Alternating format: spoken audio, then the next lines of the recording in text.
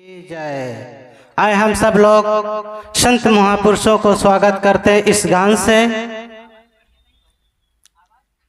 स्वागत है कई बार आपका, स्वागत है कई बार, स्वागत है कई बार आपका, स्वागत है कई बार, स्वागत है कई बार आपका, स्वागत है कई बार। दूर देश से आप पधारे, दूर देश से आप पधारे, सही सही कष्ट अपार आपका, स्वागत है कई बार, स्वागत है कई बार आपका, स्वागत है कई बार, स्वागत है कई बार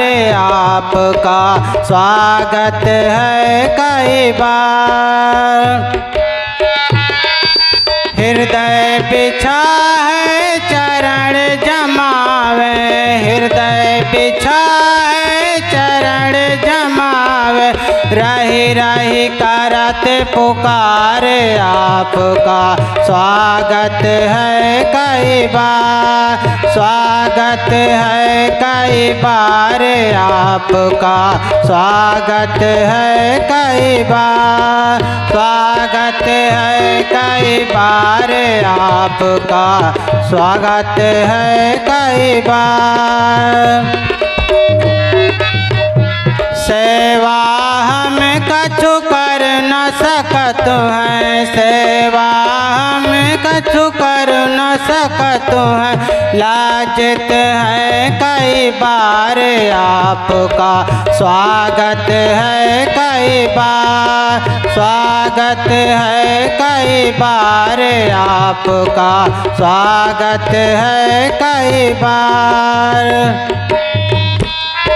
स्वागत है कई बार आपका, स्वागत है कई बार।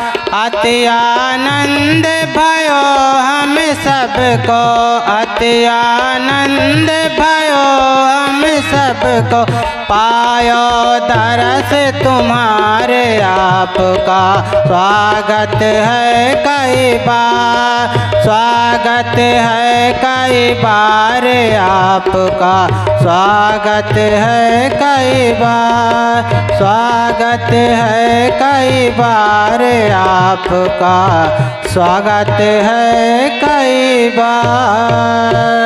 बोलिए सद्गुरुदेव की जय। आइए शांति भाव से बैठे और परम स्नेह श्री राम साहब जी के विचारों से हम लोग 20 मिनट तक अपने मन को एकाग्रचित करके उनके अमूल्य वाणी को सुनने का काम करेंगे। बोलिए सद्गुरुदेव की जय। अजर अमर त्रय काल सत्य जो अनंत चेतन, निज अनुभव से जान जात जो शांत तेज घने, निर्विकार निर्द्वंद सदा सर्वोपरि सोई, ते पद दर्शक देव रहन युत बोधक जोई। ऐसे मुक्त स्वरूप जो श्री गुरुवर के चरण चित, शीस झुकावत दास ये जन्म मरण भय हरण हित। बोलिए सद्गुरुदेव की जय।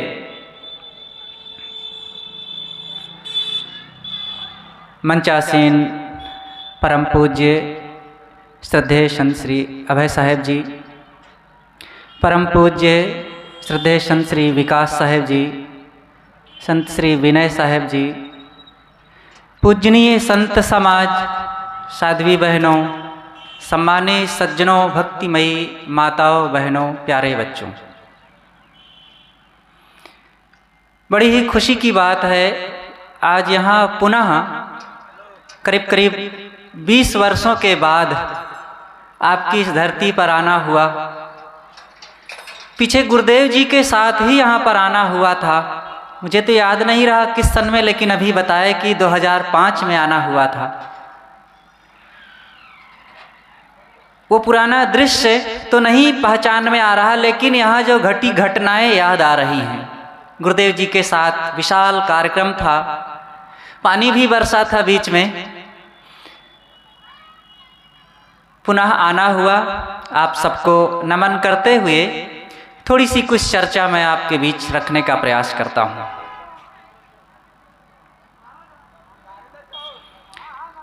मनुष्य के जीवन में सबसे मुख्य कार्य है आत्म कल्याण का होना।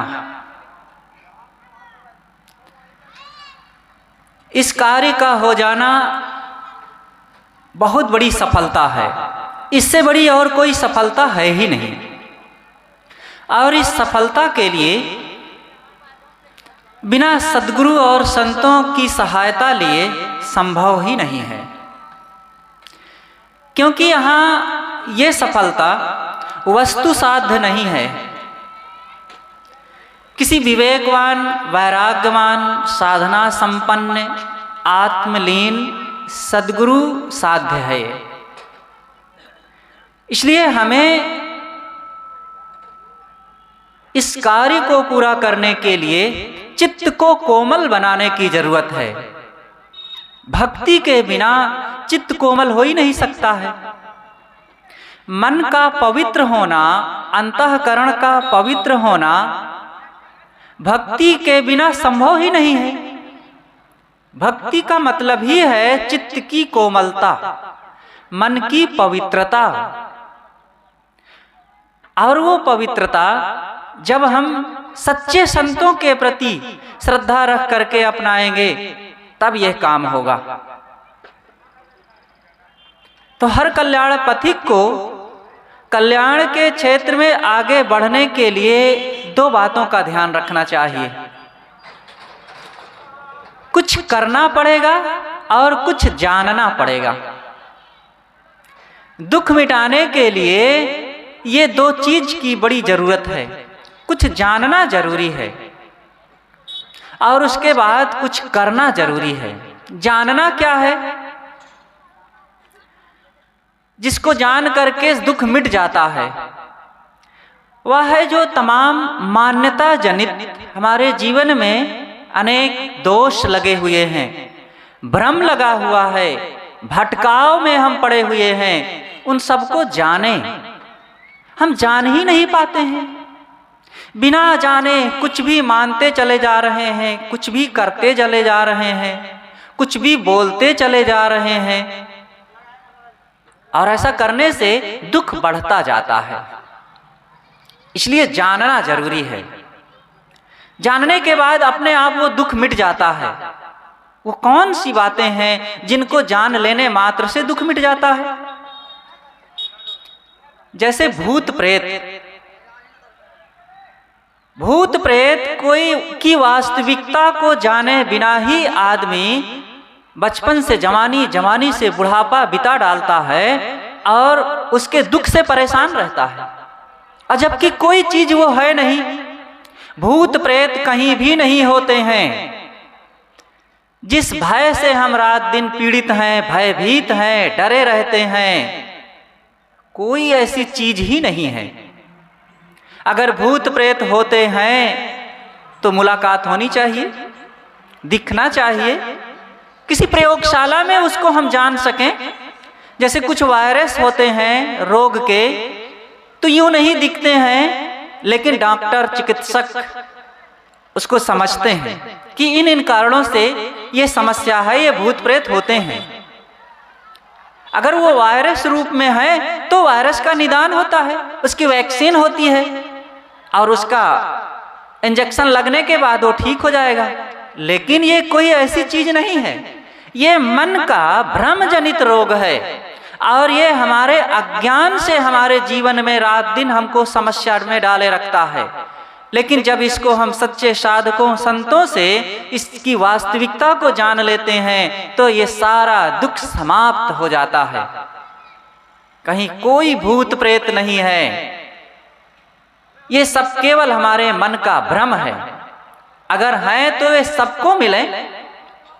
धूप लगती है तो सबको लगती है, ठंडी लगती है तो सबको लगती है, मनुष्यों को लगती है, पशुओं को लगती है, कीड़े मकोड़ों को लगती है। और ये भूत प्रेत किसी को लगे किसी को ना लगे, ये कैसे हैं? किसी को दिखे किसी को ना दिखे। और जो दिखते हैं, जिन्होंने अपने जीवन में कुछ घटनाएं सुनाया है और सुनाते हैं, उन्हीं से जब पूछते हैं तो वो बता नहीं पाते। कहते नहीं, हमारे पिताजी या पितामह ने देखा था, हमने तो उसका साक्षात्कार नहीं किया है। सब केवल मन का भ्रम है। इसलिए इस अज्ञान जनित दुख को समझ लें अच्छी तरह से सत्संग में जाकर के, और फिर इसका पूरा समाधान हो जाएगा। इस बात को विवेकवान साधक संत बताएंगे। कोई डॉक्टर, मास्टर, इंजीनियर, वकील, नेता इसको नहीं बताने वाले हैं। और संतों के नाम में भी कितने ऐसे मत पंथों में इन्हीं बातों की पुष्टि करते रहते हैं। लेकिन जब सच्ची ढंग से इस बात को हम हकीकत में, गहराई में, विवेक पूर्वक, निर्णय पूर्वक, जो जड़ चेतन का एक बोध है उसके तहत समझेंगे, तब इसका अच्छी तरह से ऑपरेशन होगा। पारक सिद्धांत सदगुरु कबीर साहब का मौलिक विचार है, और उन विचारों पर ये पारखी संत विशद विवेचन करते हैं। और पारक सिद्धांत में जो मुख्य बात है, जड़ चेतन का निर्णय। दो ही चीज है संसार में, इसीलिए इसे दुनिया कहा जाता है। दुनिया में दो चीज है, जड़ और चेतन। जड़ ये पंच तत्वों से सजा हुआ है, मिट्टी, पानी, आग, हवा, आकाश भी कह लीजिए, कोई वो पदार्थ नहीं है। तो ये जड़ तत्व हैं। और एक दूसरी चीज है चेतन। जड़ जितने भी हैं, ये चार जो मुख्य रूप से हैं, मिट्टी, पानी, आग, हवा, इन चारों में विभिन्नता होते हुए भी एकता भी है। मिट्टी के समान पानी नहीं, पानी के समान हवा नहीं, हवा के समान आग नहीं, आग के समान वायु नहीं। तो ये चारों अलग अलग होते हुए, अब बिल्कुल विलक्षण होते हुए, चारों में एकता है, वह है जड़ता। ये जड़ हैं, लेकिन एक अलग चीज है, वह है चेतन। चेतन बिल्कुल अलग है इन तत्वों से, और इनका बोध हुए बिना हम भटकते रहते हैं तमाम देवी देवता, भूत प्रेत, जादू टोना, भगवान भवानी, स्वर्ग नरक के चक्कर में। और इनकी वास्तविकता को जब जाना जाता है तब मन निर्भय होता है, तब अपने आप का पता चलता है मैं कौन हूं। जब तक हम इन दुनिया के तमाम भ्रमों में पड़े रहते हैं, तब तक ना हम इस संसार की सच्चाई को समझ पाते हैं और ना अपने आप को जान पाते हैं। और ये दो चीजों को ना जाना गया तो क्या जाना हमने? बड़े आलिम व फाजिल हैं, मगर विषयों के वश होकर उसी रास्ते से आ निकले जिधर नादान घिसता है।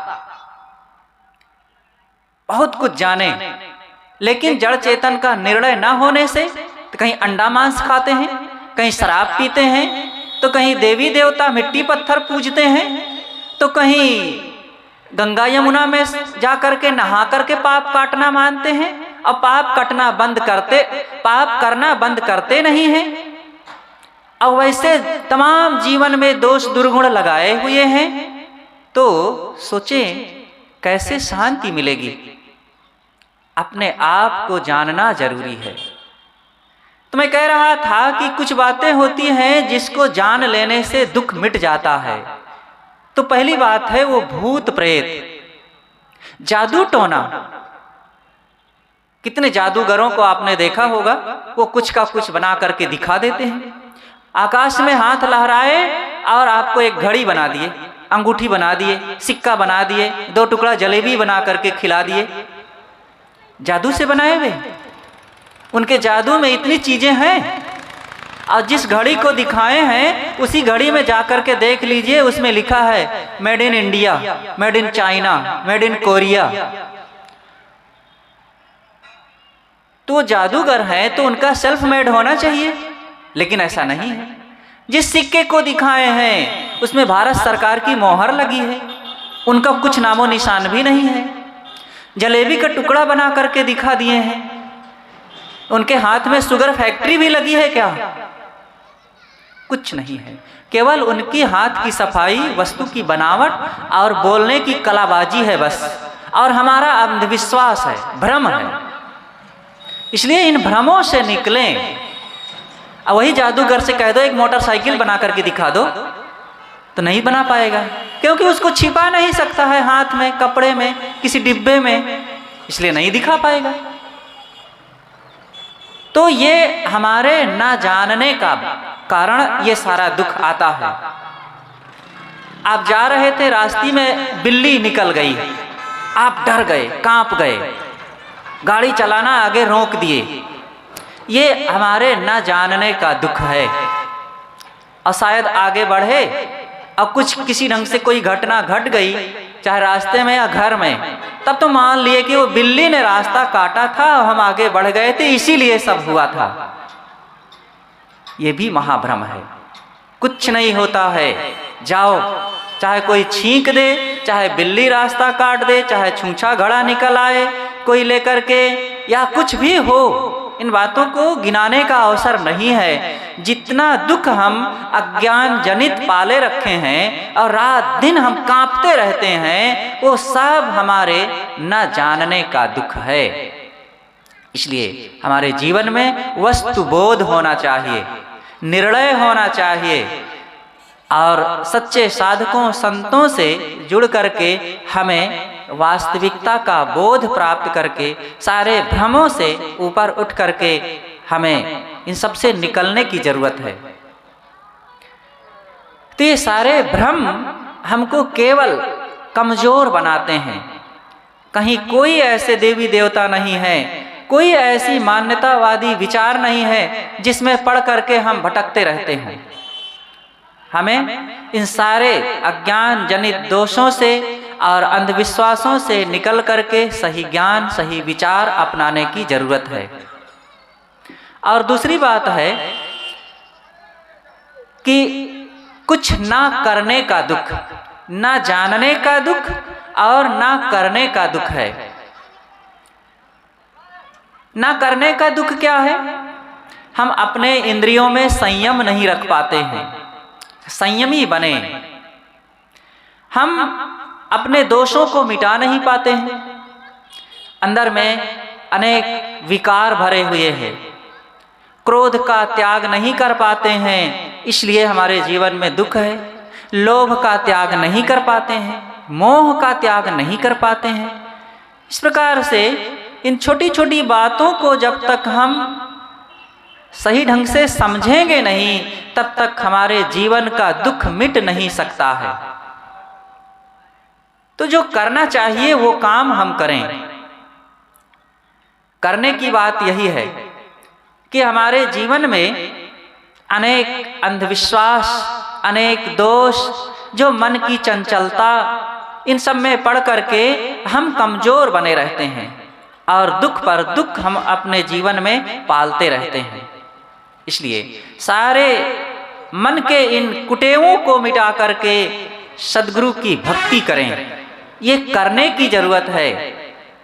करें, अपने मन पर विजय प्राप्त करें, इंद्रियों में संयम रखें, काम, क्रोध, लोभ, मोह का जितना बन सके त्याग करें। इनको जब तक हम त्यागेंगे नहीं, चाहे जितना देवी देवता पूज डालें, मंदिर मस्जिद का चक्कर लगा लें, गंगा यमुना नहा लें, दान भी कर लें। दान करना अच्छी बात है, लेकिन हमारे जीवन में जो दोष हैं इनको नहीं मिटाया जाएगा तो दान भी क्या करेगा। पैसा है आपके पास, 100-200 नहीं, 1000-2000 नहीं, लाखों का दान कर डालिए और शराब पी रहे हैं, अंडा मांस खा रहे हैं, विवाद कलह में वैसे ही पड़े हुए हैं, तो ये दान क्या करेगा।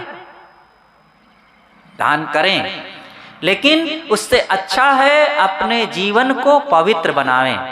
हमारे जीवन में जो दुख आ रहे हैं ना, चाहे शारीरिक हो या पारिवारिक हो और या हमारे मन जनित हो, वो हमारे ही गलत स्वभाव के कारण है। हम अनेक गलत चीजें खा पी करके नाना रोग बुलाते रहते हैं। शारीरिक अनेक जो विपत्तियां आती रहती हैं वो हमारे गलत खान पान के कारण है। जीभ के स्वाद में पड़ करके आदमी ज्यादा खाता है, गलत खाता है और दूसरे का हक मारता है। पेट भरने से आज कोई बचा हुआ है क्या।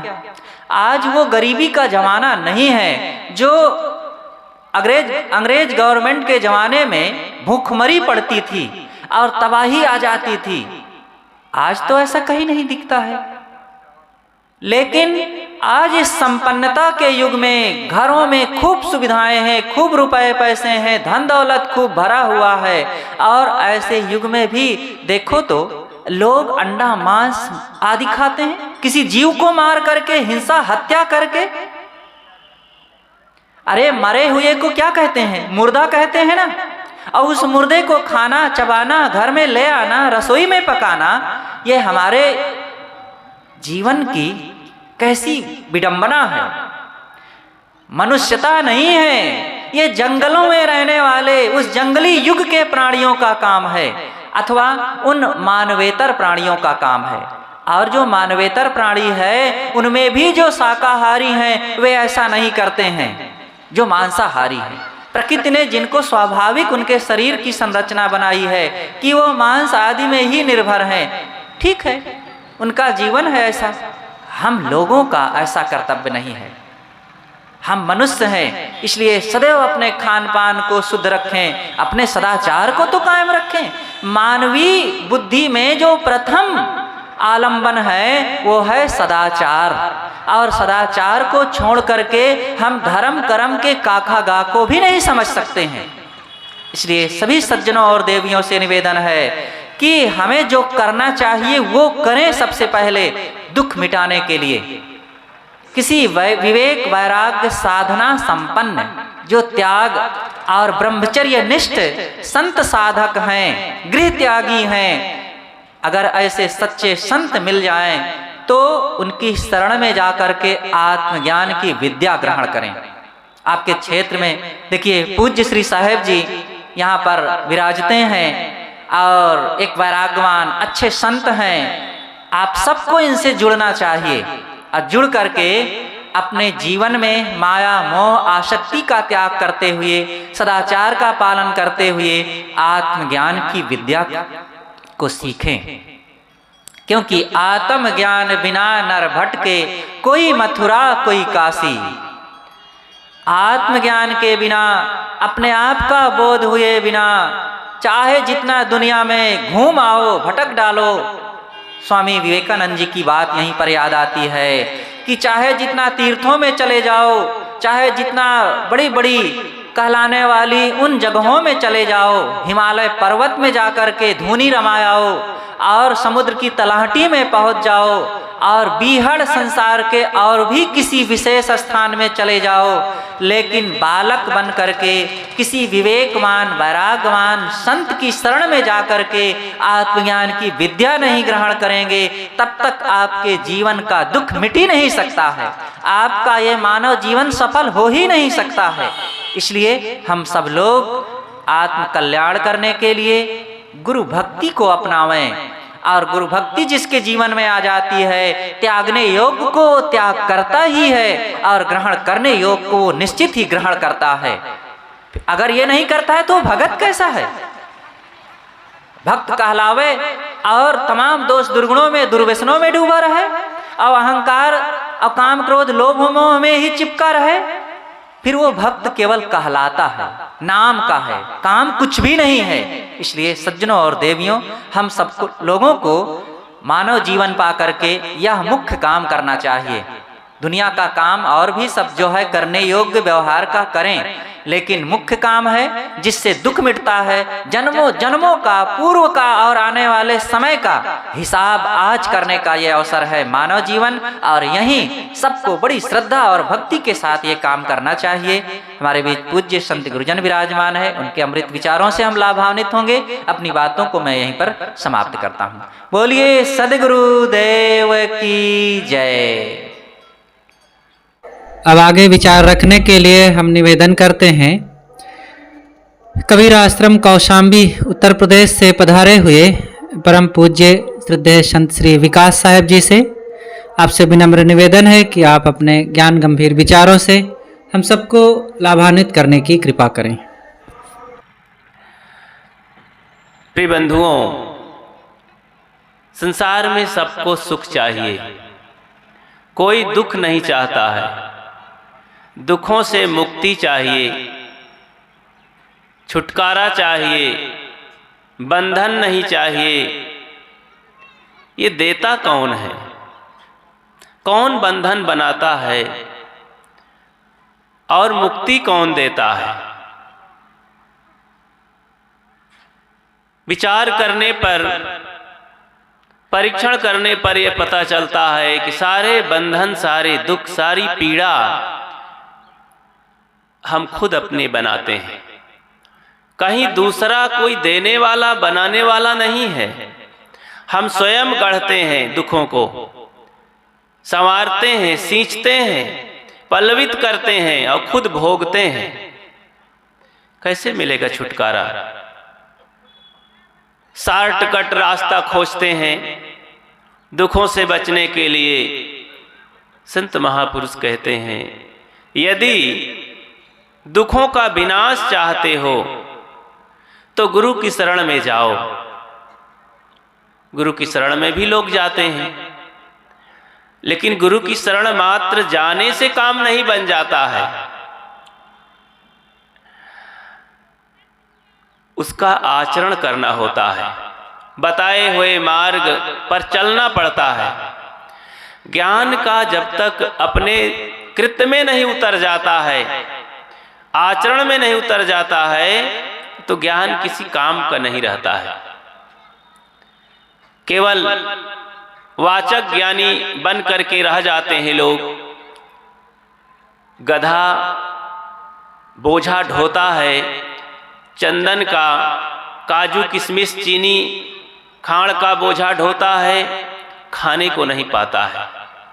करछुली सब व्यंजनों में घूमती है, कोई रस नहीं पाती है। वही हाल हो जाता है।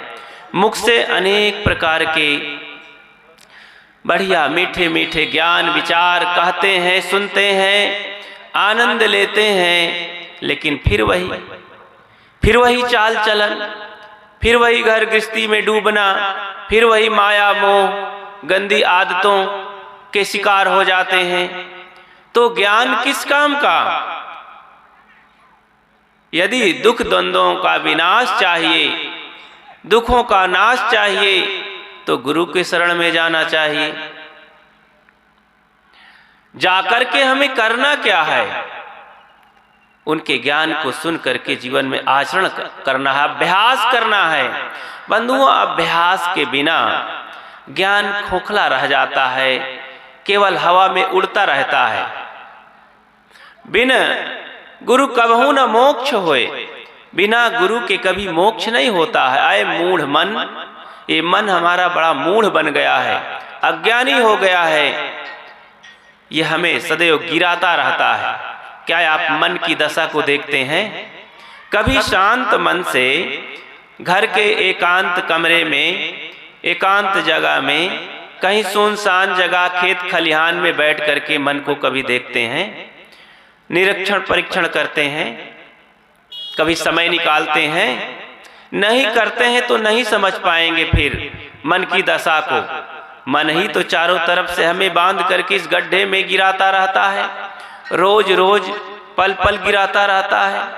ई मन चंचल ई मन चोर ई मन सुध ठगहार, मन मन करते सुर नर मुनि जाने, मन के लक्ष्य द्वार।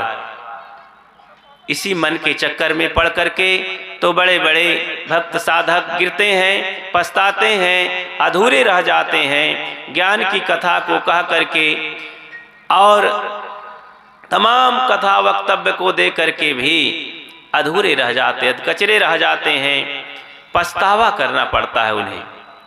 बंधुओं, पछतावा हमारा तभी बंद होगा जब जीवन में उसका अभ्यास किया जाता है। नहीं तो ज्ञान केवल एक दूसरे की बातों को कहते रह जाने में समय बीत जाता है। जैसे एक उदाहरण समझें, कैसे लोग एक दूसरे को बुरा कहते हैं, वो बुरा है, वो बुरा है, मैं ही अच्छा हूं। दो सेठ अपने अपने नौकरों को साथ में ले करके चल पड़े टहलने के लिए, सैर करने के लिए। एक का मन हुआ, क्योंकि बिना कुछ बोले आदमी चुप रहता नहीं है, शांति उसे पसंद नहीं है, कुछ बकबक करना चाहता है, तो बोल पड़ा, भाई साहब, सेठ जी, मेरा नौकर बहुत मूर्ख है। बोले, कैसा मूर्ख है? इतना मूर्ख है, ऐसा जबरदस्त मूर्ख है कि क्या बताऊं। अरे मैं कल ही उन्हें 2 रुपया दिया, उनके हाथ में रखा और कहा कि जाओ बाजार से एक कंप्यूटर खरीद के लाना। तो हाथ में ले लिया 2 रुपया, चल पड़ा, गया और बाजार में जैसे गया तो देखिए अब 2 रुपया लेकर के वो चला गया कंप्यूटर खरीदने। बड़ा मुश्किल है, कैसा मूर्ख है। दूसरा सेठ कहता है, मेरे नौकर की हालत सुनो तो और हंसी आएगी, वो तो और बड़ा मूर्ख है।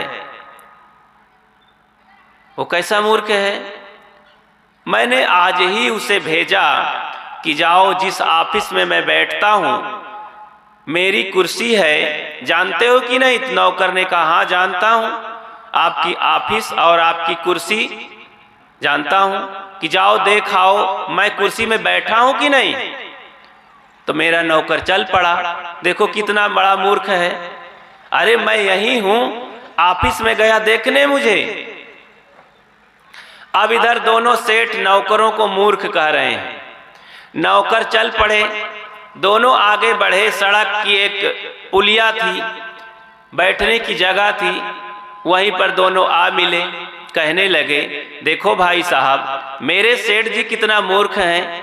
अरे आज रविवार है, रविवार को मंडी बंद है, दुकानें बंद है, अब 2 रुपया देकर कंप्यूटर खरीदने भेजे मुझे। अरे बाजार लगी होती तो मैं 2-4 कंप्यूटर ले जाके रख देता। अब 2 रुपया में कहीं कंप्यूटर मिलता है? तो कहीं, अरे यार हमारे सेठ जी को देखो कितने मूर्ख हैं, हाथ में मोबाइल लिए हैं, फिर भी मुझे भेजे हैं कि ऑफिस में जाओ देखाओ मैं कहाँ बैठा हूँ। अरे वही हलो हलो करते, कहते सेठ जी कहाँ बैठे हो, पता लगा लेते। मुझे परेशान किए 2 किलोमीटर ऑफिस में भेजने का काम।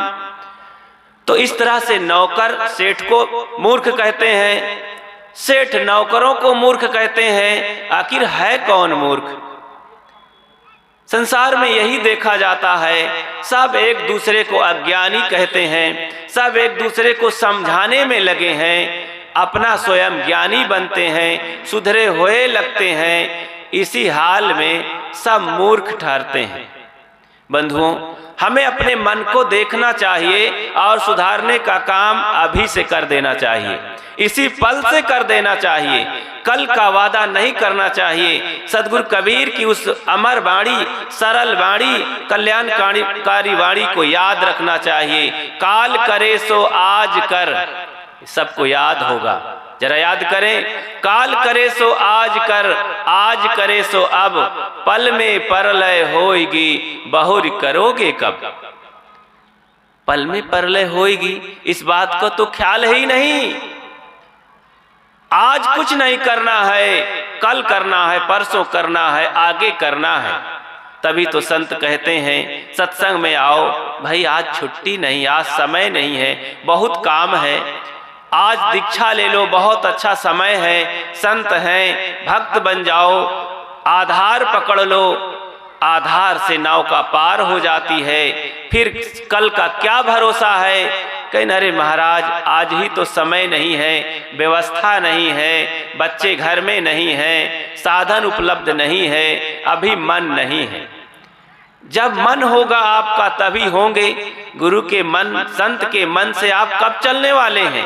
अपने ही मन से चलने वाले हैं। अपने मन से सत्संग में आए हैं, अपने मन से मन लगेगा तो सुनेंगे, अपना मन होगा तो चले जाएंगे। सब अपने मन से ही तो होता है। अय मन मूढ़ मलिन, अगर कल्याण चाहते हो तो जरा तुम अपने आप की निरख परख करो, जांच करो, सोचो। बिना एकांत में बैठे अपने को जांचे पड़ताले, ये सत्संग भजन ग्रंथ कथा काम में नहीं आता है। देखो अपने मन की कमजोरियों को पकड़ो और उसे मार भगाओ, तब जीवन धीरे धीरे सुंदर होने लगता है।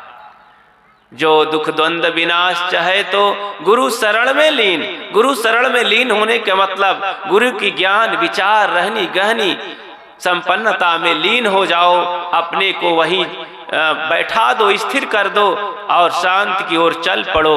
आज ही जीवन निर्मल हो जाएगा। प्रतिज्ञा कर लो, संकल्प कर लो। हम तो संकल्प करते हैं कि आज एकादशी है, भोजन नहीं करेंगे। ये माताओं की तो यही सबसे बड़ा व्रत होता है।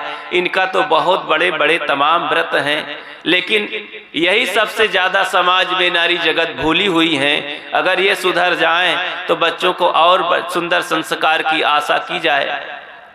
भाई लोग तो बीड़ी पान तंबाकू गुटखा सुटखा खाने से फुर्सती नहीं, ये तो थूक थूक करके अपने स्वास्थ्य को ही थूक डालते हैं, घर को ही गंदा कर देते हैं। ये जहां रहते हैं गंदा करने का ठेका ले रखे हैं। सड़क को, ऑफिस में, घर में, कपड़े में, कोने चौखट में, सब जगह गंदा करने का ठेका ले रखे हैं।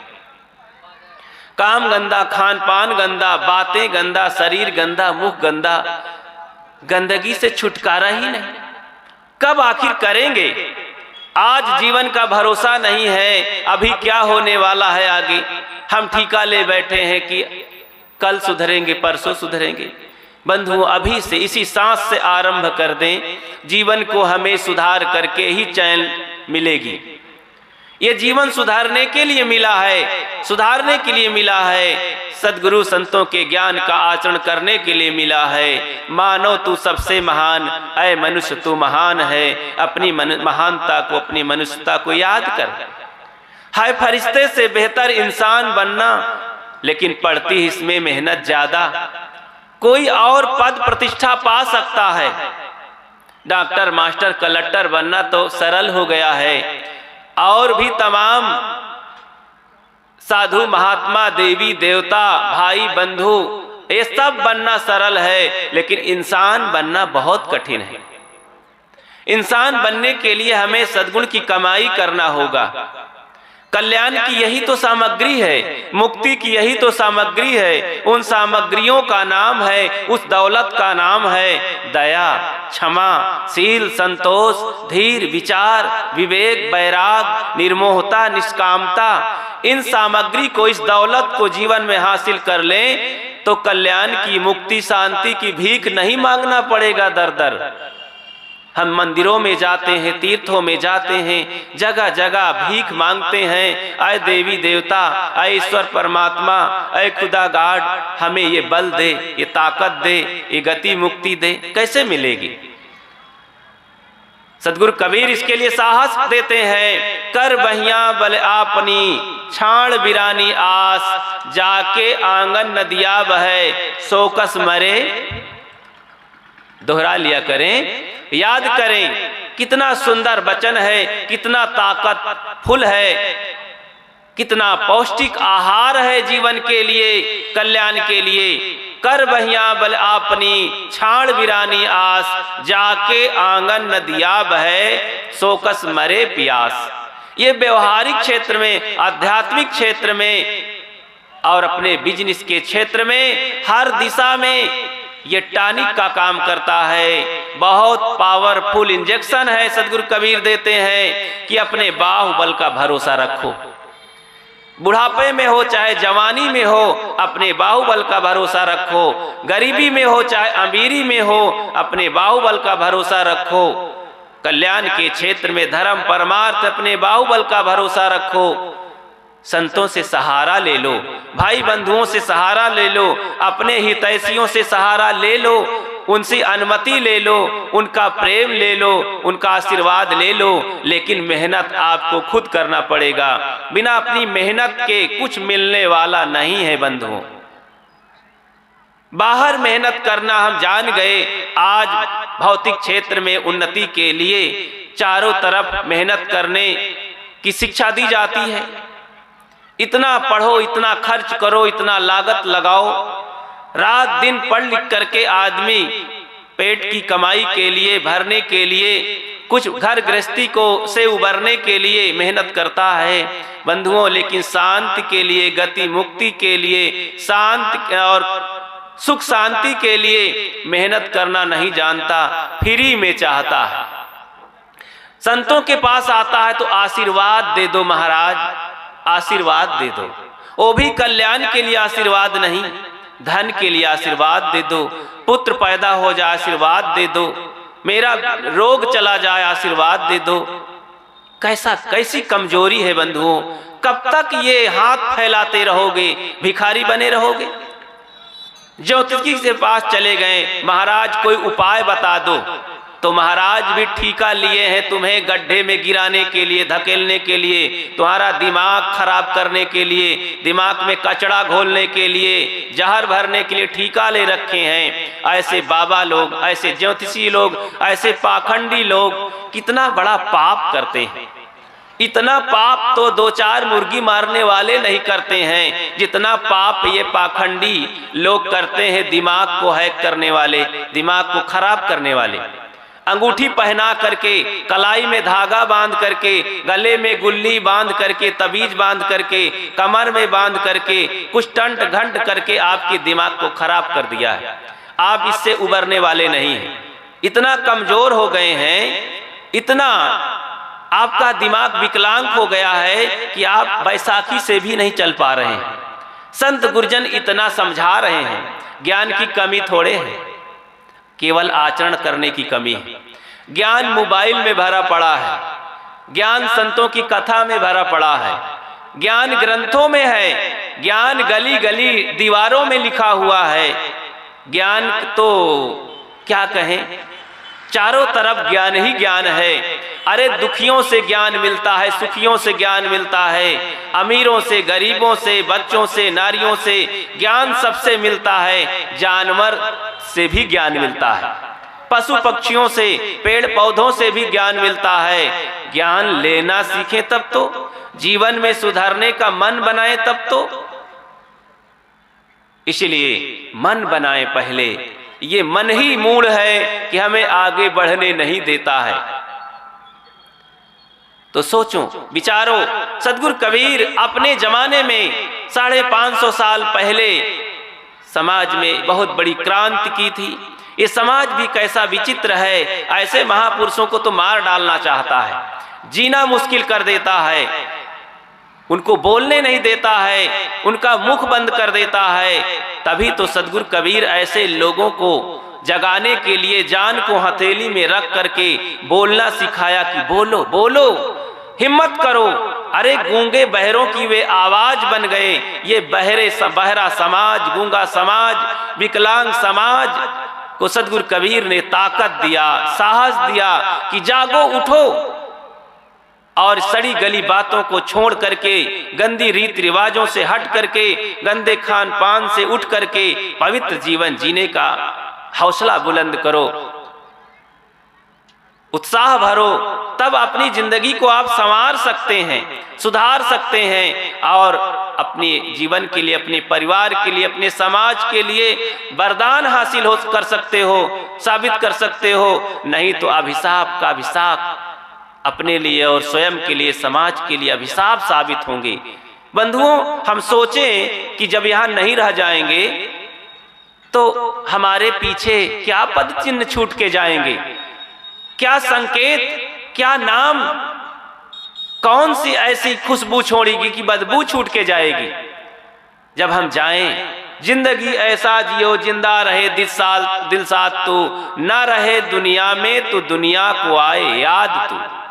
जीना ऐसा जीना हो, जीना कोई तड़फाए तो, मरना ऐसा मरना हो, मर कर फिर ना आए तो। ये अमर बाणियां किन के लिए हैं?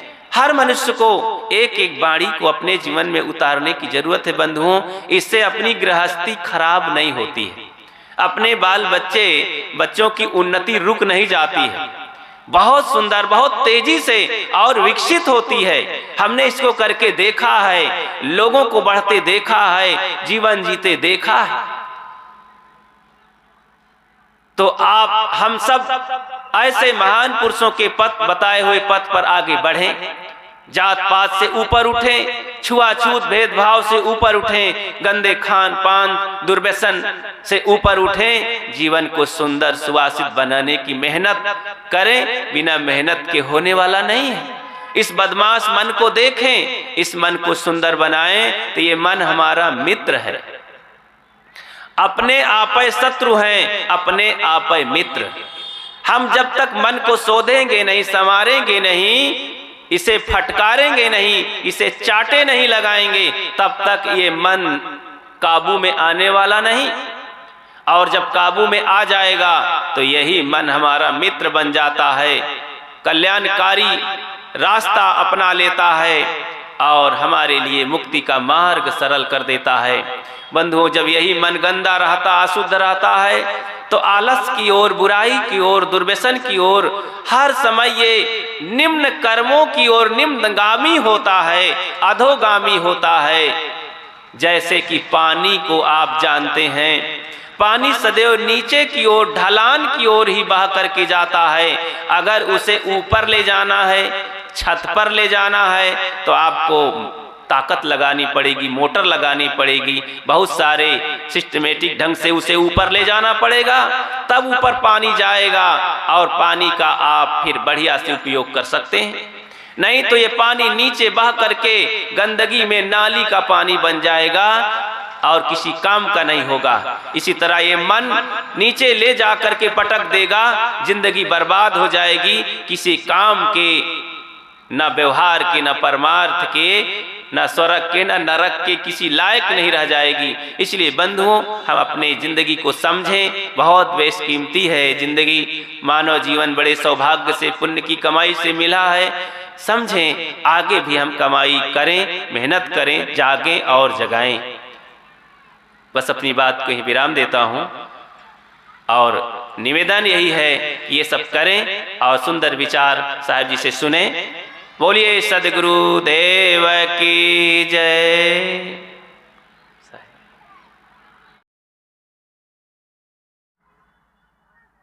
गुरु के सुमिरन मात्र से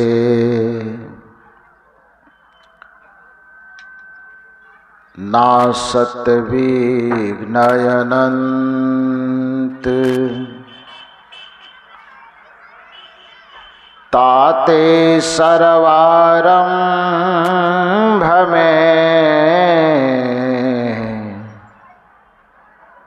ध्यावत है सब संत। हरिहर आदि का ब्रह्म है, जगत पूज्य जो को सद्गुरु की पूजा किए, सबकी पूजा हो, सबकी पूजा हो। मेरे व्यावहारिक एवं पारमार्थिक जीवन के प्रबल प्रेरणा स्रोत परमाराध्य परम पूज्य सद्गुरुदेव जी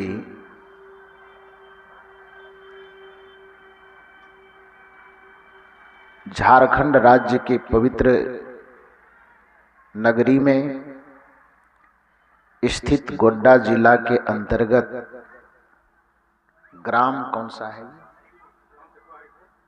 ग्राम चकवा हरिपुर में सद्गुरु कबीर देव की विवेक धारा से अनुप्राणित 2 दिवसीय सत्संग के इस पवित्र आयोजन में मंच पर विराजमान उत्तर प्रदेश की पावन नगरी सद्गुरु कबीर आश्रम कौशाम्बी से पधारे हुए परम पूज्य संत श्री विकास साहब जी, उसी आश्रम से पधारे हुए सद्गुरु श्री अभिलाष साहब जी की छाया की भांति, जैसे भगवान बुद्ध की छाया आनंद को जाना जाता है, जैसे श्री राम की छाया लक्ष्मण और हनुमान को जाना जाता है, वैसे सद्गुरु कबीर साहब की परंपरा में सद्गुरु श्री अभिलाष साहब जी की छाया परम पूज्य श्री राम साहब जी को जाना जाता है। ऐसे निर्मल संत हम लोगों के बीच में पधारे हुए हैं और उनके साथ में पधारे हुए परम पूज्य श्री विनय साहब जी एवं इस पवित्र मंच पर विराजमान परम वंदनीय संत समाज, इस परिवर्तन परिवर्तक स्थल पर विराजमान अध्यात्म प्रेमी सज्जनों तथा देवियों, अभी हमारे सभी पूज्य संत गुरुजनों से अमृतमय विचारों को श्रवण कर रहे थे, जिन विचारों का सारांश यही है कि धरातल के जितने मनुष्य हैं स्वभाव से सब सुख की तलाश में लगे हुए हैं, लेकिन अज्ञानता के कारण, भ्रम के कारण, न करने योग्य कर्म के कारण और करने योग्य कर्म को न करने के कारण मनुष्य संसार में दुखी है। सुख स्वरूप जीवन लेकर के भी दुखी रहना ये सबसे बड़ा दुर्भाग्य है। यह तो बात ऐसी हो गई कि आगे में भोजन की थाली परोसी हुई है फिर भी हम भूखे हैं। यह तो बात ऐसी हो गई कि सामने में नदी प्रवाहित हो रही है फिर भी हम प्यास से तरफ तरफ करके मर रहे हैं।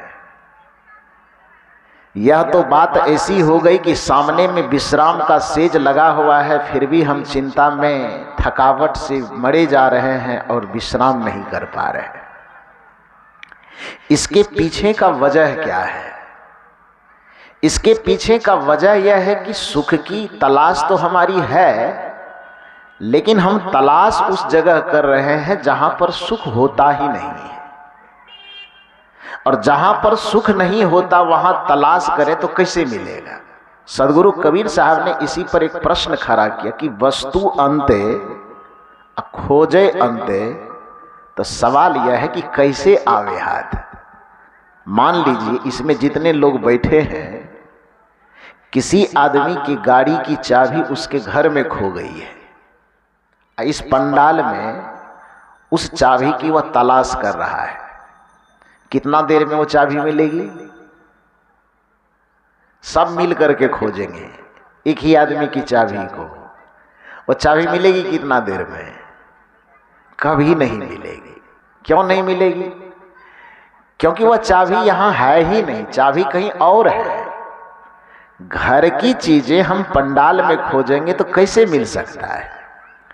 उसी प्रकार से मानव सुख तो चाहता है, मानव शांति तो चाहता है, लेकिन सुख और शांति की तलाश यह उन विषयों में, उन भोग्य पदार्थों में करता है जहां पर सुख नहीं होता। संसार के जितने भोग्य पदार्थ हैं उन भोग्य पदार्थों में सुविधा होती है। किसी स्त्री का किसी पुरुष के साथ शादी हो गई, अब विवाह में कोई सुख की तलाश करे वो कैसे मिलेगा? लड़का का लड़की से संबंध होने पर, लड़की का लड़का से संबंध जुड़ जाने पर एक दूसरे के जीवन में सहयोग मिलेगा।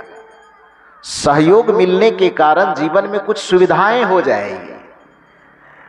लड़की को कमा कमा करके पैसा लड़का देगा तो सुख तो सुविधा होगी ना। घर में लड़की रहेगी तो समय पर सुबह शाम भोजन पका करके देगी तो जीवन जीने में सुविधा तो होगी। तो एक दूसरे से वैवाहिक जीवन में जुड़ जाने पर एक दूसरे के जीवन में कुछ सुविधाएं आएगी। बढ़िया घर बन जाएगा तो उससे कुछ सुविधाएं आएगी। कुछ जमीन खरीद ली गई तो उससे कुछ सुविधाएं आएगी। चलने के लिए आपके पास गाड़ी हो गई तो कुछ सुविधाएं आ जाएगी। धन दौलत जमा करके कुछ बैंक बैलेंस आपने किया है तो जीवन जीने में कुछ सुविधा होगी। तो संसार के जितने भी भोग्य पदार्थ हैं, जितने भी विषय हैं, जितने भी दुनिया के जोड़े हुए माल खजाने महल अटारी धन दौलत है, उन चीजों से व्यक्ति के जीवन में सुविधा आती है। दुर्भाग्य है कि उस सुविधा वाले चीजों में ही हम सुख की तलाश करते हैं। तो संसार के भोग्य पदार्थों से, विषयों से सुख की तलाश करना वैसा ही है जैसा कि कोई व्यक्ति, गुरुदेव श्री अभिलाष साहब जी इस बात को बार बार कहते थे, जिक्र करते थे कि जैसे कोई व्यक्ति बर्फ का भूंजा भूंज करके और उस भूंजे को खाने का स्वाद लेना चाहे तो क्या वह कभी संभव है? कोई व्यक्ति चाहे कि हमको बर्फ का भूंजा भूंज करके खाना है, अब हिमालय पर्वत पर चले जाए वो और वहां से कुछ स्टॉक में बर्फ ले आवे, ठीक है, ऐसी व्यवस्था है कि बर्फ को लाया जा सकता है। लेकिन बर्फ को चूल्हा तक लाएंगे, चूल्हे पर तवा चढ़ाएंगे और तवा चढ़ा करके उस बर्फ को भूंजने की कोशिश करेंगे कि अब भूंज करके फ्राई बना करके थाली में ले करके तब खाएंगे। क्या यह अभिलाषा पूरी हो सकती है किसी की?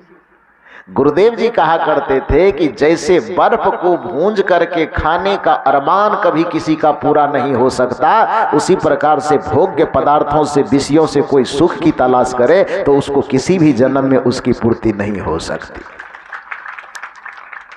हाँ, इतना जरूर है कि भोग्य पदार्थों से आपके जीवन में सुविधा आ सकती है। सुविधा अलग चीज है, सुख अलग चीज है। सुविधा अलग चीज है और शांति अलग चीज है।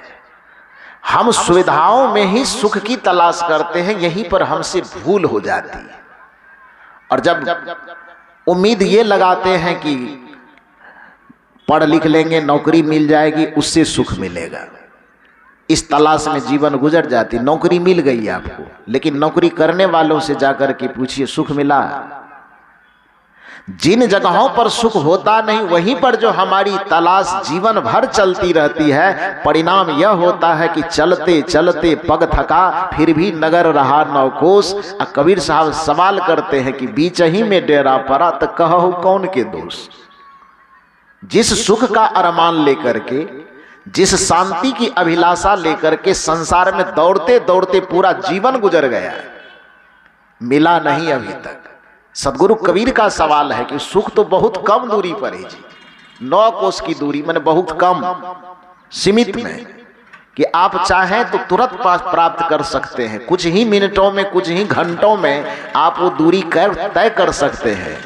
लेकिन जिस दूरी को कुछ घंटों में तय कर सकते हैं, जिस सुख को कुछ मिनटों में प्राप्त कर सकते हैं, जिस मुक्ति को कुछ मिनटों में प्राप्त कर सकते हैं, जिस परम पद को कुछ क्षणों में भी आप प्राप्त कर सकते हैं, उस परम पद, परम शांति, परम सुख की तलाश में आपका 1 घंटा कौन कहे, एक महीना कौन कहे, एक साल कौन कहे, एक जन्म भी कौन कहे, कई जन्म बीत जाने के बावजूद भी अभी तक वो सुख और शांति की मंजिल तक नहीं पहुंचे हैं, तो कबीर साहब कहते हैं इसमें किसका दोष है?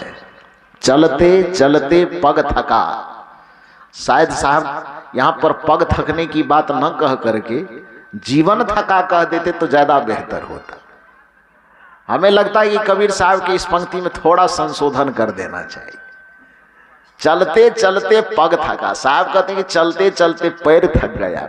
मेरी समझ यह कहती है कि पैर थकने की तो बात छोड़ो, आदमी का जीवन थक जाता है फिर भी वह मंजिल तक नहीं पहुंच पाता है।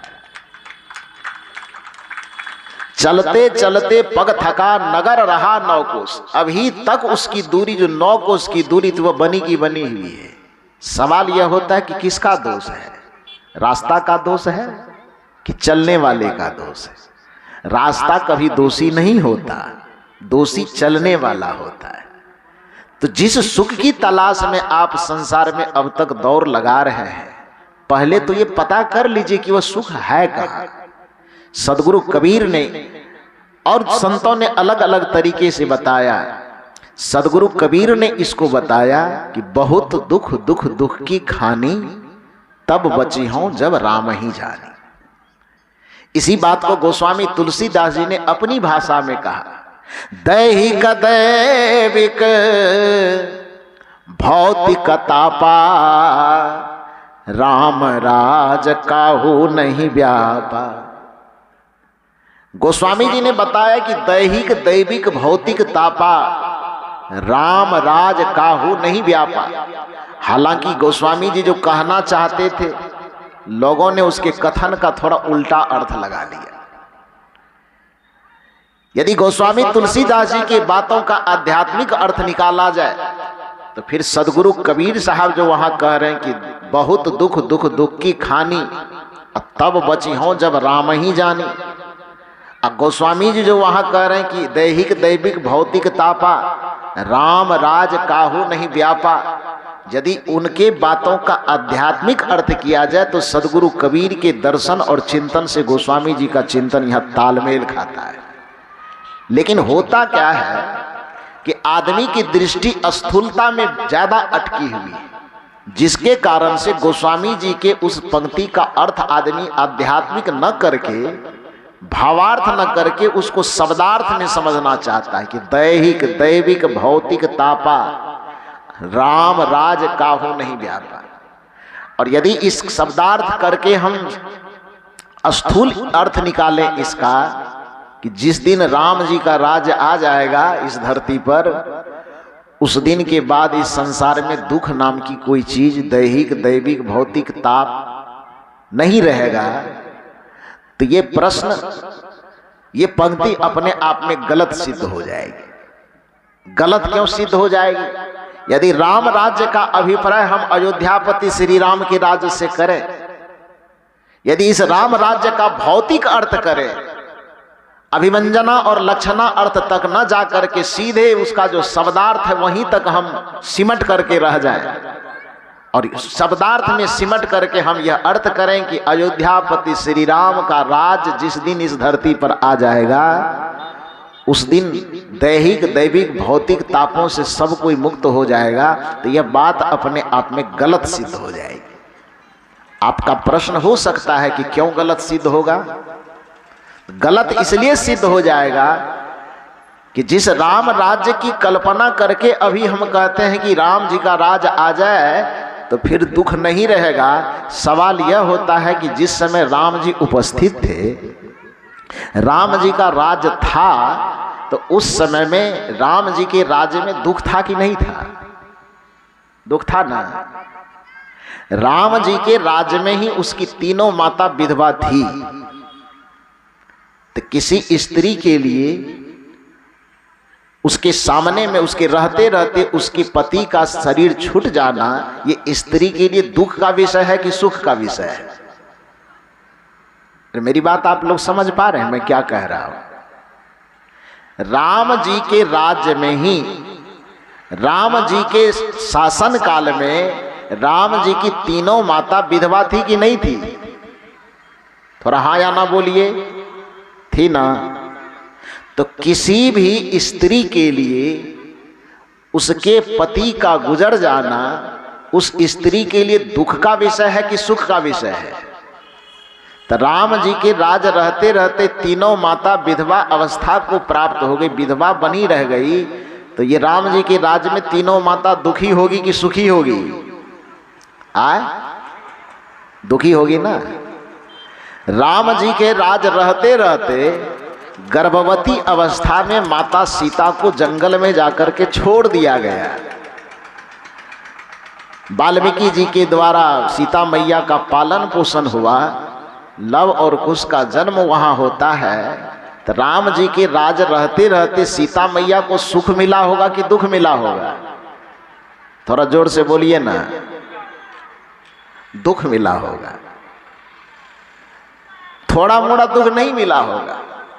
वाल्मीकि रामायण तो कहता है कि जिस समय सीता मैया को लक्ष्मण जी छोड़ने गए थे जंगल में, उस समय और जिस समय लक्ष्मण जी छोड़ करके लौटने लगे, और जब सीता मैया पूछती है कि अकेले किधर जा रहे हैं, तो लक्ष्मण दूसरे तरफ मुंह घुमा करके कहते हैं कि अब आपको जंगल में ही रहना है, क्योंकि भैया ने आपका परित्याग कर दिया है।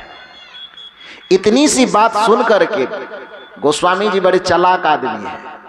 राम जी के छवि पर कोई धक्का लगे ऐसी बात गोस्वामी जी छूते नहीं, लेकिन वाल्मीकि जी ने इसको माफ नहीं किया है। वाल्मीकि जी ने रामायण में लिखा है कि जिस समय माता सीता को लक्ष्मण जंगल में छोड़ करके लौटते हैं, तो माता सीता अपने माथा और छाती को पीटते हुए दहाड़ मार मार करके रोती है। और पढ़िए, यदि वाल्मीकि रामायण को आप पढ़ सकते हैं तो उसमें लिखा हुआ है कि सीता माता अपने भाग्य को कोसती है, अपने किस्मत पर पश्चाताप करती है, और उस समय वो दहाड़ मार मार करके कहती कि हे विधाता, जहां तक मुझे स्मरण है बचपन से लेकर के आज तक मैंने कभी किसी का दिल नहीं दुखाया, आज तक कभी किसी का बुरा नहीं चाही, आज तक कभी किसी को कोई तकलीफ नहीं दी।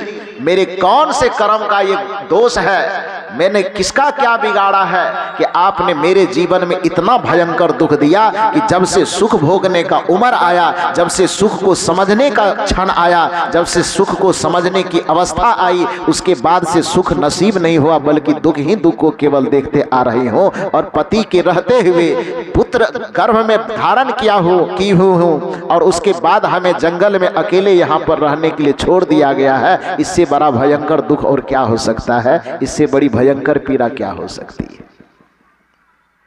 राम राज काहू नहीं व्यापा, दैहिक दैविक भौतिक तापा का यदि हम स्थूल अर्थ करेंगे, तो राम जी के राज्य में सीता जी को सुख मिला कि दुख मिला? दुख मिला ना। राम राज्य में दैहिक दैविक और भौतिक ताप नहीं मिलते हैं। यदि इसका स्थूल अर्थ किया जाएगा तो राम जी के राज्य में ही अंततः लक्ष्मण जी को देश निकाले की सजा मिल गई। मिली कि नहीं मिली? क्यों मिल गई थी? कहा जाता है कि राम और लक्ष्मण को जब इस दुनिया से जाने की अवस्था पैदा हुई, पुराणों के अंदर यह कथा आती है, तो लक्ष्मण के लिए श्री राम जी ने कहा कि कोई ऋषि है, उससे मीटिंग हो रही है, और कहा नहीं, पुराणों में ये कथा आती कि शायद जमराज से ही मीटिंग हो रही है, क्या पता नहीं। तो राम जी ने लक्ष्मण से कहा कि देखो, एकांत कमरे में हम एक बैठक कर रहे हैं, मीटिंग हो रही है, ध्यान यह रहे कि दरवाजे पर खड़े होकर के आप रखवाली करना, और इतना ख्याल रखना है कि जब तक हमारी मीटिंग चल रहे हो कमरे में, तब तक कमरे के अंदर कोई प्रवेश नहीं करना चाहिए। पहरेदार बनाया लक्ष्मण को। और राम जी कोई ऐसे अतिथि है जिसके साथ में बैठ करके बैठक कर रहे हैं कमरे के अंदर, और लक्ष्मण जी को निर्देश दिए कि जब तक बैठक चल रही है कमरे के अंदर कोई प्रवेश नहीं करना चाहिए। यदि कोई कमरे के अंदर प्रवेश किया तो फिर तुमको मृत्यु दंड की सजा दी जाएगी। ध्यान से सुनिए बात। तो अब बैठक में व्यस्त हैं राम जी। लक्ष्मण जी दरवाजे पर पहरा दे रहे हैं। संजोग से दुर्वासा ऋषि का आगमन होता है। दुर्वासा का तो नाम आप लोग सुने होंगे ना। तो दरवाजे पर दुर्वासा ऋषि आते हैं। दुर्वासा ऋषि ने कहा कि अभी तत्काल मुझे राम जी से कुछ काम है, राम जी से कुछ बातचीत करनी है, जल्दी जाकर के सूचना दीजिए, हम भेंट करना चाहते हैं। लक्ष्मण जी को निर्देश क्या मिला था कि कमरे के अंदर जब तक बैठक चल रही है तब तक कोई भी आ जाए, किसी भी व्यक्ति का प्रवेश अंदर नहीं होना चाहिए, और यदि प्रवेश कर गए तो फिर दंड क्या मिलेगा? मृत्यु दंड मिलेगा। तो लक्ष्मण जी दुर्वासा जी के सामने हाथ जोड़ते कि महाराज ऐसा है कि कुछ देर तक अंदर में मीटिंग चल रही है, मीटिंग समाप्त होने के बाद फिर आप जाइएगा। अब दुर्वासा तो दुर्वासा है, नाम ही है उसका दुर्वासा ऋषि।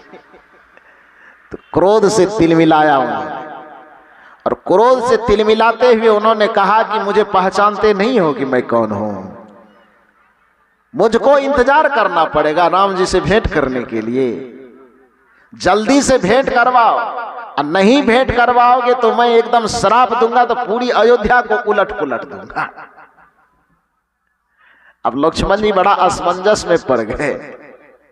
यदि मैं अंदर जाता हूं तो श्री राम जी के द्वारा मुझे मृत्यु दंड दिया जाएगा, और यदि कमरे पर मैं दुर्वासा जी को रोकता हूं, ये तिलमिला रहे करके पूरी अयोध्या को मैं उलट पुलट दूंगा। हालांकि कोई से किसी के शराब तराब से कोई धरती उलट पुलट नहीं होती है, लेकिन पुराणकार है तो जहां न जाए रवि वहां जाए कवि। अब पुराणों में तो ऐसे गप मार बातें बहुत सारी है। अब कथा के प्रसंग के अनुसार कहा यह जाता है कि दुर्वासा जी एकदम चिलमिलाते हुए कहते हैं कि धरती को उलट पुलट देंगे, नहीं तो अंदर जाने दो। और लक्ष्मण जी इस असमंजस में है कि अंदर यदि चले गए, हम चले जाएं अथवा दुर्वासा जी चले जाएं गेट तोड़ करके, अनुशासन तोड़ करके, तो फिर सजा में मुझे मृत्यु दंड मिलेगी। दोनों ही असमंजस की स्थिति है कि अंदर गए तो मुझे मृत्यु मिलेगी, अब बाहर में इसको रोक करके रखें तो अयोध्या उलट पुलट हो जाएगी। अब किया जाए तो क्या किया जाए? उस परिस्थिति में लक्ष्मण जी निर्णय लेते हैं कि मैं ही अंदर चला जाता हूं, क्या होगा, हम ही न मरेंगे, अयोध्या तो कम से कम बची रह जाएगी। और ऐसा सोच करके लक्ष्मण जी अंदर प्रवेश कर जाते, और संभवतः लक्ष्मण के पीछे पीछे दुर्वासा जी भी चले गए होंगे। दोनों को देख करके सभा मीटिंग तो भंग हो गई, और मीटिंग भंग होने के बाद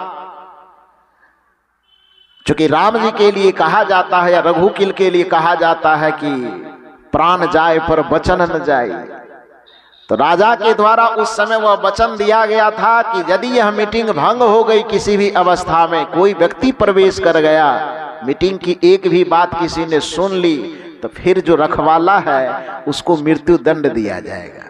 और उस समय रखवाला की भूमिका में लक्ष्मण जी ही थे। परिणाम यह हुआ कि मीटिंग तो भंग हो ही गई, अब सभा बुलाई गई दूसरी दिन, और सभा में निर्णय यह हुआ कि लक्ष्मण को मृत्यु दंड देना है। अब मृत्यु दंड का फैसला तो दिया गया, लेकिन लक्ष्मण चूंकि इतने प्रिय थे राम जी के, छाया के साथ हर एक सुख दुख में खड़े रहने वाले, साथ रहने वाले, जिसके कारण दूसरे किसी की हिम्मत काम नहीं की कि लक्ष्मण जी को फांसी पर चढ़ाया। काम करेगा किसी का हिम्मत भी काम नहीं करेगा, और आदमी का जो अंतर मन है वह भी नहीं चाहेगा कि जो श्री राम के साथ एकदम छाया की तरह खड़े रहे, उसकी एक गलती, एक भूल के कारण उसको फांसी पर लटका दिया जाए। ये किसी का दिल गवाह देगा? नहीं देगा। तो एक तो हिम्मत भी काम नहीं कर रही थी, और एक मन भी नहीं चाह रहा था कि इसको फांसी दिया जाए। लेकिन कानून यह था कि भाई सजा तो देना है, मृत्यु दंड की सजा। तो आपस में वहां पर जितने बुजुर्ग बुद्धिमान लोग बैठे हुए थे, सब लोगों ने निर्णय किया कि ऐसा है कि मृत्यु दंड की जो कानून है, उस मृत्यु दंड की पूर्ति केवल फांसी पर लटकाने से ही नहीं होती है, बल्कि कोई यशस्वी पुरुष, कोई प्रशंसनीय व्यक्ति को, प्रतिष्ठित व्यक्ति को यदि देश से बाहर निकाल दिया जाए तो उसको देश से बाहर निकालना भी एक प्रकार से मृत्युदंड की सजा ही कहलाती है। कोई प्रतिष्ठित आदमी हो, इज्जतदार आदमी, और उसको गांव से पूरे समाज मिलकर के निकाल दे तो यह उसकी मृत्यु से कम है क्या? उसकी मृत्यु से कम है। तो सब विद्वानों ने निर्णय दिया कि किसी को फांसी पर लटकाना, लक्ष्मण जी को फांसी पर लटकाया जाए, या किसी की सहमति नहीं है और किसी को यह दिल गवाह नहीं देता है कि लक्ष्मण जी को फांसी पर लटकाया जाए। राम जी ने कहा दूसरा विकल्प क्या हो सकता है, सजा तो मृत्युदंड की ही मिलेगी। सब विद्वानों ने पोथी पतरा मिलान किया, सब नियम कानून संविधान देखा होगा, तो उसमें आखिरी निर्णय यही हुआ कि किसी प्रतिष्ठित व्यक्ति के लिए, प्रशंसनीय व्यक्ति के लिए उसके कुल परिवार समाज देश से निकाल देना भी एक प्रकार से उसके लिए मृत्युदंड माना जाता है। तो श्री राम जी ने कहा चलिए यदि ये विकल्प निकला है तो बस अभी इसी क्षण लक्ष्मण के लिए आज्ञा है कि अपने सारे राजसी ऐश्वर्य को छोड़ करके, सारे पद और प्रतिष्ठा को छोड़ करके एक सामान्य नागरिक की तरह वह इस देश से निकल करके बाहर चला जाए। यह राजाज्ञा है, यह श्री राम की आज्ञा है। ऐसा सुन करके लक्ष्मण जी वहां से निकलते हैं और निकलने के बाद अब उसमें मरने की और कोई चीज बाकी रह गई? वो तो जिंदा भी है फिर भी मरा हुआ है, सांसें चल रही है फिर भी वो मरे हुए हैं, क्योंकि जिसका स्वाभिमान मर गया वह आदमी जिंदा भी है तो केवल सांस लेने के लिए जिंदा है, वस्तुतः वह जिंदा नहीं माना जाता। तो लक्ष्मण को लगा कि भरी सभा में, भरे समाज के सामने हमें जब देश निकाला का आज्ञा मिल गया है तो ये हमारे लिए मृत्यु से भी बदतर है। और ऐसी स्थिति में वह अपने आप को संभाल नहीं पाए, मानसिक स्थिति से वह इतने विचलित हुए कि वह जाकर के बगल में जो सरजू नदी थी उस सरजू नदी में डूब करके अपने जीवन लीला को समाप्त कर लिया। अब बताइए कि राम जी का राज्य था उस समय कि नहीं था? राम जी का राज्य था ना। तो लक्ष्मण जी को दुख मिला कि सुख मिला? दुख मिला ना। तो फिर यदि इस पंक्ति का अर्थ यह करेंगे हम कि दैहिक दैविक भौतिक तापा राम राज काहू नहीं व्यापा, और इसका जो शब्दार्थ अथवा स्थूल अर्थ यदि हम करें कि राम जी अर्थात अयोध्यापति श्री राम का राज आज भी आ जाए तो इस संसार में दैहिक दैविक भौतिक दुख नहीं बचेगा।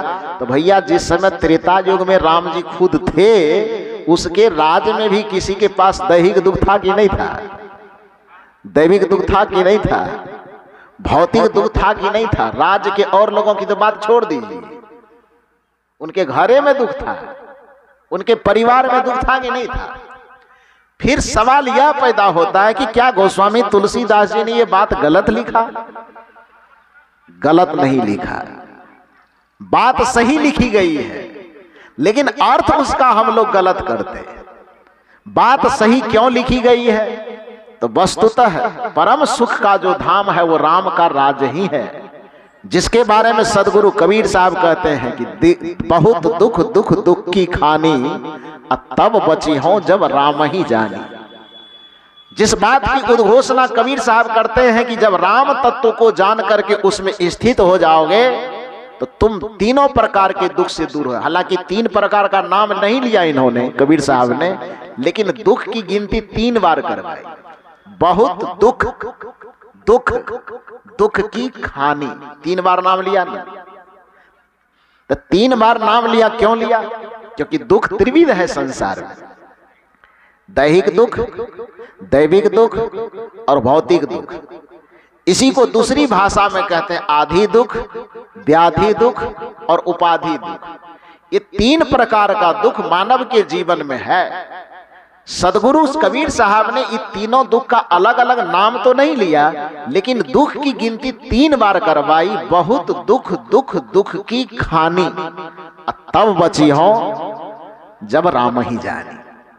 उस राम तत्व को जब जान जाओगे, उस राम तत्व को जान करके उस राम का जो राज्य है उस राम के राज्य में जिस दिन प्रवेश कर जाओगे, कबीर साहब की दृष्टि कहती कि उसी दिन तुम समस्त दुखों से मुक्त हो जाओगे। और इसी बात को गोस्वामी तुलसीदास जी अपनी भाषा में कह रहे हैं कि दैहिक दैविक भौतिक तापा राम राज काहू नहीं व्यापा। यहाँ पर कबीर साहब और तुलसीदास जी की दृष्टि अलग अलग नहीं है, दोनों की दृष्टि एक ही बता रही है। लेकिन मैंने कहा कि उस गोस्वामी जी के उस पंक्ति का अर्थ जो हमें करना होगा वह अर्थ स्थूल नहीं करना होगा, वह अर्थ भौतिक नहीं करना होगा, बल्कि गोस्वामी जी के उस पंक्ति का जो अर्थ हमें आध्यात्मिक दृष्टिकोण से करना होगा और समझना यह होगा कि आखिर संतों ने जिस राम राज्य की अवधारणा की कि उस राम के राज्य में स्थापित हो जाने पर ही आप दुखों से मुक्त हो सकते हैं, वस्तुतः वह राम है क्या? सौभाग्य से हमारे पास बगली में एक राम साहब बैठे हुए हैं, रामे साहब में स्थित हो जाते हैं। व्यक्ति के रूप में यहां पर राम की गणना नहीं होगी, क्योंकि राम के दो रूप हैं। राम एक व्यक्ति के रूप में हमारे भारतवर्ष में प्रसिद्ध हुए, जिसे हम अयोध्यापति श्री राम कहते हैं, और दूसरा राम जो शक्ति के रूप में है, जो सबके घट घट में विराजमान है, जिस राम के लिए कहा जाता है कि जब तक हमारा शरीर संसार है उस राम के बारे में हम कभी सोचते नहीं। लेकिन आप कल्पना कीजिए कि जिस दिन आपका शरीर छूट जाता है, चार आदमी आपको कांधे पर उठाते हैं और पीछे से एक बहुत बड़ा समाज आपके साथ में चलता है, पीछे से नारे लगाते चलते हैं कि राम नाम सत्य है। आगे जो बोलते होंगे आप बोलिए। तो राम नाम सत्य जो आपने कहा, आप बताइए कि उस समय जो राम की आप पुकार कर रहे हैं, जिस राम नाम की सत्यता को आप सिद्ध कर रहे हैं नारा लगा लगा करके, वह कौन से राम के लिए? अयोध्या वाले राम के लिए कि हृदय वाले राम के लिए? किसके लिए बोलते हैं?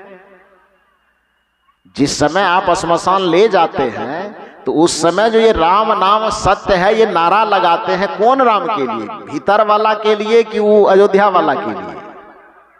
आए भीतर वाला के लिए ना, क्योंकि जब तक वह राम आपके हृदय में विराजमान था तब तक आप किसी के बाप बने हुए थे, किसी की मां बनी हुई थी, किसी के दादा नाना बने हुए थे, किसी के काका मामा बने हुए थे, किसी के गुरु बने हुए थे, तो किसी के शिष्य बने हुए थे। संसार के जितने संबंध आपसे जुड़े हुए थे, सभी संबंधों का आधार, आपके जीवन का आधार कौन था?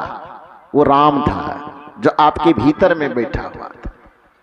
उस तत्व को चाहे जो नाम दे दीजिए, लेकिन राम उसका प्यारा नाम इसलिए है क्योंकि जब भी कोई व्याकरण जब भी किसी शब्द को निर्मित करता है तो उस शब्द का अर्थ उस शब्द के गर्भ में ही छिपा देता है।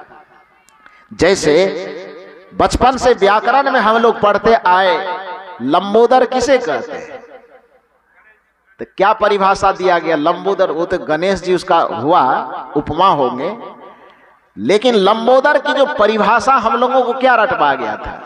जिसका लंबा हो उदर उसको कहते हैं लंबोदर। चंद्रशेखर की परिभाषा रटवाई गई थी, जिसके शिखर पर चंद्रमा हो उसको कहते हैं चंद्रशेखर।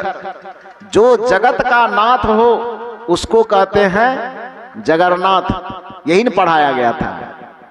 तो शब्द की परिभाषा, शब्द का अर्थ उस शब्द के गर्भ में ही छिपा हुआ होता है। जैसे लंबा उदर होने के कारण यदि कोई लंबोदर हो सकता है, यदि किसी के शिखर पर चंद्रमा सुशोभित हो तो वो चंद्रशेखर हो सकता है।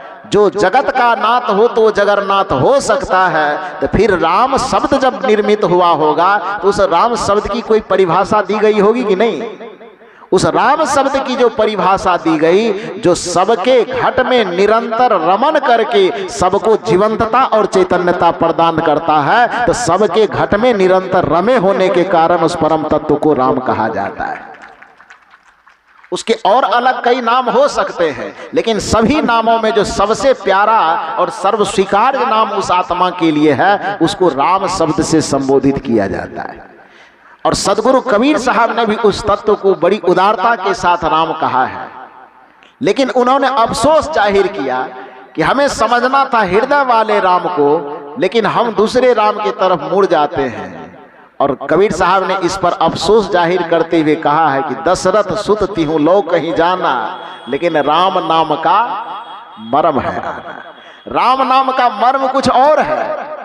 जिस राम को संत समझाना चाहते हैं उस राम का रहस्य कुछ और है, लेकिन उस राम के तरफ व्यक्ति की दृष्टि न मुड़ करके सीधे एकदम उत्तर प्रदेश चला जाता है, अयोध्या। सदगुरु कबीर साहब अथवा संत परंपरा के जितने भी संत हैं वो राम की चर्चा करते हैं तो किसी व्यक्ति राम की चर्चा नहीं करते हैं, बल्कि जो शक्ति के रूप में सबके हृदय में विराजमान राम है। जितने प्राणी है सभी प्राणी के घट में रमन करने वाला जो राम है, उस रमैया राम की चर्चा सभी संत करते हैं। और ऐसे ही संत ऐसे ही उस राम की पूजा और आराधना करने पर, उस राम में स्थित हो जाने पर, उस राम राज्य में स्थापित हो जाने पर कबीर साहब की भी दृष्टि में और तुलसीदास जी की भी दृष्टि में यह कहा जाएगा कि दैहिक, दैविक और भौतिक तीनों तापों से हम सदा सदा के लिए मुक्त हो जाएंगे। और उसी दिन हमारे जीवन के दुखों का अंत होगा और उसी दिन हमारे मानव जीवन का जो चरम परम लक्ष्य है उस परम सुख की अनुभूति होगी, उस परम सुख की प्राप्ति हो जाएगी, जिसके लिए हम मानव का जीवन लेकर के इस धरती पर आए। इसी बात को उपनिषद के ऋषि ने भी कहा है। सनक, सनंदन, सनत कुमार, ये 4 ऋषि माने जाते हैं, संत माने जाते हैं। उन संतों के शरणागत नारद जी होने गए। नारद जी, हालांकि पुराणों में नारद जी को तो सूचना प्रसारण मंत्री बना दिया गया है। पृथ्वी, आकाश, पाताल, ब्रह्मलोक, विष्णु लोक एकदम करताल बजाते बजाते घूमते रहते हैं, इधर की बातें उधर, उधर की बातें उधर। लेकिन नारद जी हकीकत में ऐसे नहीं थे। ये पुराण में नारद जी को इस तरह से चित्रित कर दिया गया है। और नारद जी को इधर इतना उतना बात इधर का उधर करते करते करते करते इतना चित्रित किया गया है पुराणों में कि आज भी कोई आदमी यदि इधर का बात उधर, उधर का बात उधर करता है, निंदा शिकायत करता है, तो लोग कहता है नहीं तो नारद है, नारद मुनि है, कहता है कि नहीं? उपमा दे देते हैं। मतलब नारद का एक परिचय बन गया कि इधर उधर की बात, एक दूसरे के बात को इधर उधर करने वाले को लोग नारद कह देते। अब पता नहीं पंडित जी क्यों गुस्सा गए होंगे नारद जी के ऊपर, वो तो समझ में नहीं आता है। शायद नारद जी उसको ज्यादा घूस न दिए हों, इसलिए पुराण में नारद जी को थोड़ा उल्टा पुल्टा चित्रित कर दिया गया। लेकिन उपनिषदों में और शास्त्रों में नारद जी एक संत के रूप में, एक साधक, बड़े सरल चित्त संत हैं, निर्मल संत है, ज्ञानी संत के रूप में नारद जी का चित्रण है। तो नारद जी जब इस संसार में भ्रमण करते करते पूजा पाठ, वेद ग्रंथ, सदग्रंथ सबको रट लेने के बावजूद भी यज्ञ, कर्मकांड, पूजा, तीर्थ, व्रत सब चीज करके थक गए वो, अब फिर भी उसको सुख और शांति नहीं मिली, तो उस सुख और शांति की प्राप्ति के लिए जो हमारे अभी परम पूज्य श्री राम साहब जी कह रहे थे कि भक्ति का सीधा सा अर्थ है चित्त का सरल हो जाना। भक्ति का सीधा सा अर्थ है अपने जीवन को बालकवत निर्मल विनयशील बना लेना। भक्ति का सीधा सा अर्थ है अपने मन को पवित्र बना लेना, सदाचार से युक्त कर लेना। चाहे आप कौन मत मानते हैं कि कौन पंथ मानते हैं, कौन गुरु मानते हैं, इससे कोई बहुत ज्यादा मतलब नहीं है। मतलब आप है कि जिस मत से जुड़े हैं, जिस पंथ से जुड़े हैं, जिस गुरु से जुड़े हैं, आप जुड़े रहिए, लेकिन अपने हृदय को थोड़ा पवित्र बनाने का प्रयास कीजिए, अपने मन को निर्मल बनाने का प्रयास कीजिए और अपने जीवन को सद्गुण और सदाचारों से सचाने का प्रयास कीजिए। यही आपकी भक्ति है और यही भक्ति की सच्ची पहचान है। नारद जी भी यहां पर सरल चित्त लेकर के, और घमंड उनको ये नहीं है कि हम इतना यज्ञ कर लिए हैं, हम इतना तपस्या कर लिए, हम इतना व्रत कर लिए, हम दिन रात सब भगवान के घरे घर घुमा करते हैं, ये भी घमंड नारद जी को नहीं है। और अपने भीतर के द्वंद्व को दुनिया से छिपाने की भी कोशिश नहीं करते कि इन भगवानों से, इन देवी देवताओं से मेरा लगाव है, इन लोकों में मेरा आना जाना होता है, तो लोगों के सामने हम कैसे कहें कि अभी भी हमको सुख नहीं मिला है। ये भी लाज नहीं है। और सच्चा भक्त तो वही हो सकता है जो लाज को गवा दे, जो लोक को गवा दे। कबीर साहब ने कहा भी है ना कि भक्ति करे कोई सूरमा, जाति वरण कुल खोय, लोक लज्जा खोय। तो मन में न तो उसको भरम है, न संशय है, न प्रतिष्ठा का डर है कि हम इतने बड़े संत गिने जाते हैं, इतने बड़े भक्त गिने जाते हैं, फिर भी लोगों के सामने कैसे यह बात रखें कि अभी भी हमको सुख नहीं मिला है। नारद जी इसकी परवाह नहीं करते। और सच्चे संत जो उस समय के थे, सनक सनंदन सनत कुमार, उन संतों के शरण में नारद जी जाते। और नारद जी ने पूछा कि हे प्रभु, मैं समस्त तीर्थों का भ्रमण कर लिया हूं, समस्त ग्रंथों को पढ़ लिया हूं, वेद वेदांत समस्त शास्त्र उपनिषद सबको मैं रट लिया हूं, सभी भगवानों देवी देवता जिनकी गिनती होती है संसार में, उन सब से किसी न किसी रूप में मेरा लगाव है। सभी लोगों में भ्रमण करने का एकदम लाइफ टाइम मुझे टिकट मिला हुआ है, मैं जहां चाहूं वहां आ जा सकता हूं। लेकिन इतना सब चीज होने के बावजूद भी मेरे जीवन में दुख की उपस्थिति बची हुई है, दुख का अंत हुआ नहीं। और जिस सुख के लिए मानव का जीवन हमें मिला है, उस सुख की प्राप्ति अभी तक नहीं हुई। उस सुख की प्राप्ति कैसे होगी, यह प्रश्न रख रहे हैं नारद जी। किसके पास? सनक सनंदन और सनत कुमार के पास नारद जी यह प्रश्न रखते हैं। आप थोड़ा सा कल्पना करके देखिए कि आप रामचरितमानस के 4 अक्षर को पढ़ लेते हैं तो आपके घमंड का लेवल क्या होता है। आप यदि भीड़ में जाकर के कुंभ में एक बार गंगा जी में स्नान कर लिए तो गांव में आकर के कितना सीना तान करके बता दे, हमें तो 4-4 ठो कुंभ स्नान कर लिए। कहते हैं कि नहीं कहते? वो कुंभ स्नान करने का भी एकदम ऐठी दिखाता है आदमी। 4-4, 5-5 कुंभ में हम नहाए, हमको कम समझते हैं क्या? कोई आदमी यदि 1 घंटा बैठ करके आंख बंद करके ध्यान का अभ्यास करता है तो उसका भी घमंड उसको चढ़ता है। हम की कम है, 3-3 घंटा हम बैठ जाते हैं ध्यान में। अब जो ध्यान आदमी के अहंकार को गलाने के लिए ध्यान होना चाहिए, उस अहंकार ध्यान का भी अहंकार हो जाए आदमी को, फिर वो अहंकार को मिटाने के लिए धरती पर कहां जाएगा वो? तपस्या तो होता ही है आदमी के मन के अहंकार को कम करने के लिए, लेकिन किसी को यदि तपस्या का ही अहंकार हो जाए तो फिर आदमी अहंकार को मिटाने और कहां जाए? कोई भक्ति करे, भक्ति करने का अर्थ ही है अहंकार को खत्म करना। और किसी को भक्ति करने का ही अहंकार हो जाए तो फिर उस अहंकार का समापन आदमी कहां करेगा, कहां उसको खत्म करेगा? आप कल्पना करके देखिए कि जो नारद जी ब्रह्मलोक, विष्णु लोक, शिव लोक, गोलोक, जितना भी लोक होगा पुराण में, उस पुराण के वर्णित लोकों में किन किन लोकों में नारद जी नहीं जाते होंगे, किन किन तीर्थों में स्नान नहीं करते होंगे, कौन कौन पूजा नहीं करता होगा, कौन सा पाठ नहीं करता होगा।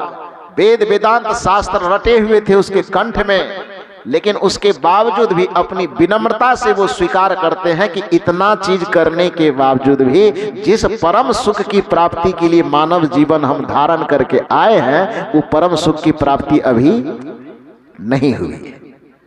और उसकी प्राप्ति के लिए विनम्रता पूर्वक वह संत के चरण में जाते, गुरु के चरण में जाते।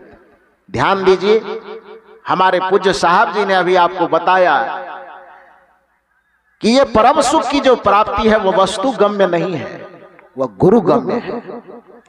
वस्तु से वह परम सुख कभी नहीं मिलेगा।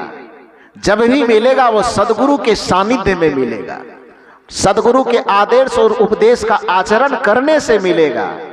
सदगुरु गम्य क्यों है, प्रश्न होता है। रात में मेरा कार्यक्रम भागलपुर जिला के ही अंतर्गत घोघा प्रखंड है, थाना, उसी में ओलपुरा एक गांव है, वहां पर मेरा कार्यक्रम था। रात में लगभग 10 बजे वह कार्यक्रम संपन्न हुआ। रात्रि के कार्यक्रम में ही ये सवाल लेकर के कोई युवक आया। उसने सवाल किया कि दुनिया में हर चीज जब व्यक्ति अपने बौद्धिक क्षमता से अर्जित कर सकता है, धन कमा सकता है अपने बुद्धि के बल पे, पद कमा सकता है अपने बुद्धि के बल पे, मकान बना सकता है अपनी बुद्धि के बल पे, जमीन खरीद सकता है अपने बुद्धि के बल पे, तो फिर ये आत्मकल्याण आत्मज्ञान अपने बल पर, अपने बुद्धि के बल पर आदमी क्यों नहीं प्राप्त कर सकता है? ये सवाल था उसका। और अधिकांश लोगों के दिमाग में शायद यही बात बैठी रहती है कि सब चीज अपना परिश्रम से अर्जित करते हैं, आत्मज्ञान मुक्ति कल्याणी बाबाजी लोगों के फेरा में पड़ करके क्यों पीछे पीछे घूमे, क्यों प्राप्त करेंगे? जहां तक संपदा को अर्जित करने की बात है, सच है कि आप अपना बुद्धि से, अपनी परिश्रम से, अपनी क्षमता से, अपनी योग्यता से आप अर्जित कर लेंगे, लेकिन मुक्ति को आप अपने परिश्रम से अर्जित नहीं कर सकते हैं जब तक गुरु के सानिध्य में नहीं आएंगे, तब तक इसलिए नहीं आपको मिलेगा क्योंकि गुरु और शिष्य यहां पर व्यक्ति नहीं होता है। गुरु और शिष्य का संबंध व्यक्ति से नहीं है, गुरु और शिष्य का संबंध चेतना के स्तर से है। गुरु को आप एक व्यक्ति के रूप में मत देखिए और शिष्य को आप एक व्यक्ति के रूप में मत देखिए। गुरु और शिष्य का जो भेद है वो मंच पर बैठने वाले या नीचे बैठने वाले से नहीं है। गुरु और शिष्य का जो भेद है व्यक्ति के रंग रूप ओढ़ावा पहनावा के अंतर के कारण गुरु और शिष्य का अंतर नहीं है, बल्कि गुरु और शिष्य का अंतर उसके चेतना के स्तर से, चेतना की योग्यता से, चेतना की क्षमता से है। इस संसार में जिसने अपने चेतना को जगा लिया है, जिसने अपने चेतना को दीपक की भांति जला लिया है, तो उस जले हुए और जगे हुए चेतना का नाम गुरु है। और जिसकी चेतना सोई हुई है, जिसकी चेतना बुझी हुई है, बुझी हुई और सोई हुई चेतना का ही नाम शिष्य है। गुरु और शिष्य में यही अंतर होता है। मतलब कि जिसकी चेतना जागृत है, जिसकी चेतना सजग है, जिसकी चेतना दीपक की भांति जल चुकी है, जिसकी चेतना प्रकाशित और आलोकित हो चुकी है, उस आलोकित चेतना से संपन्न व्यक्ति को गुरु कहा जाता है। और चाहे आपकी उम्र कितनी क्यों न हो गई हो, चाहे आप पद कितना बड़ा प्राप्त कर लिए हो, चाहे आपने धन और दौलत कितनी ज्यादा कमा ली हो, लेकिन यदि आपकी चेतना सोई हुई है, आपकी चेतना में सजगता नहीं है, आपकी चेतना बुझी हुई है, आपकी चेतना मोह निद्रा से ग्रस्त है, तो समझ लीजिए कि अभी आप कितना भी बड़ा दुनिया में माने जाते हैं, लेकिन आप अभी शिष्यता की श्रेणी में है। गुरु और शिष्य का यही फर्क है। और जैसे गुरु के शरण में शिष्य को आने की जरूरत क्यों पड़ती है, तो उसके पीछे का वजह यह है कि एक बुझे हुए दिए को यदि जलना है उसको क्या करना पड़ेगा। यदि कोई दिया बुझा हुआ है तो उस बुझे हुए दिए को प्रकाशित होने के लिए, बुझे हुए दिए को जलने के लिए क्या करना पड़ेगा? एक उपाय है, इसके अलावा दूसरा कोई उपाय नहीं। सिर्फ एक उपाय है कि उस बुझे हुए दिए को यदि प्रकाशित होना है, उस बुझे हुए दिए को यदि जलना है, तो वो किसी जले हुए दिए के संपर्क में चला जाए और जले हुए दिए से अपना नाता जोड़ ले, तो फिर बुझे हुए दिए में भी ज्योति प्रकट हो जाएगी और वह जलने लगेगा। यही नियम गुरु और शिष्य के बीच में उद्घाटित होता है कि जैसे एक बुझे हुए दिए को प्रकाशित होने के लिए जले हुए दिए से संपर्क किए बगैर दुनिया में कोई उपाय नहीं है उसको जलाने का। उसको जलने के लिए किसी जले हुए तत्व से संपर्क करना पड़ेगा।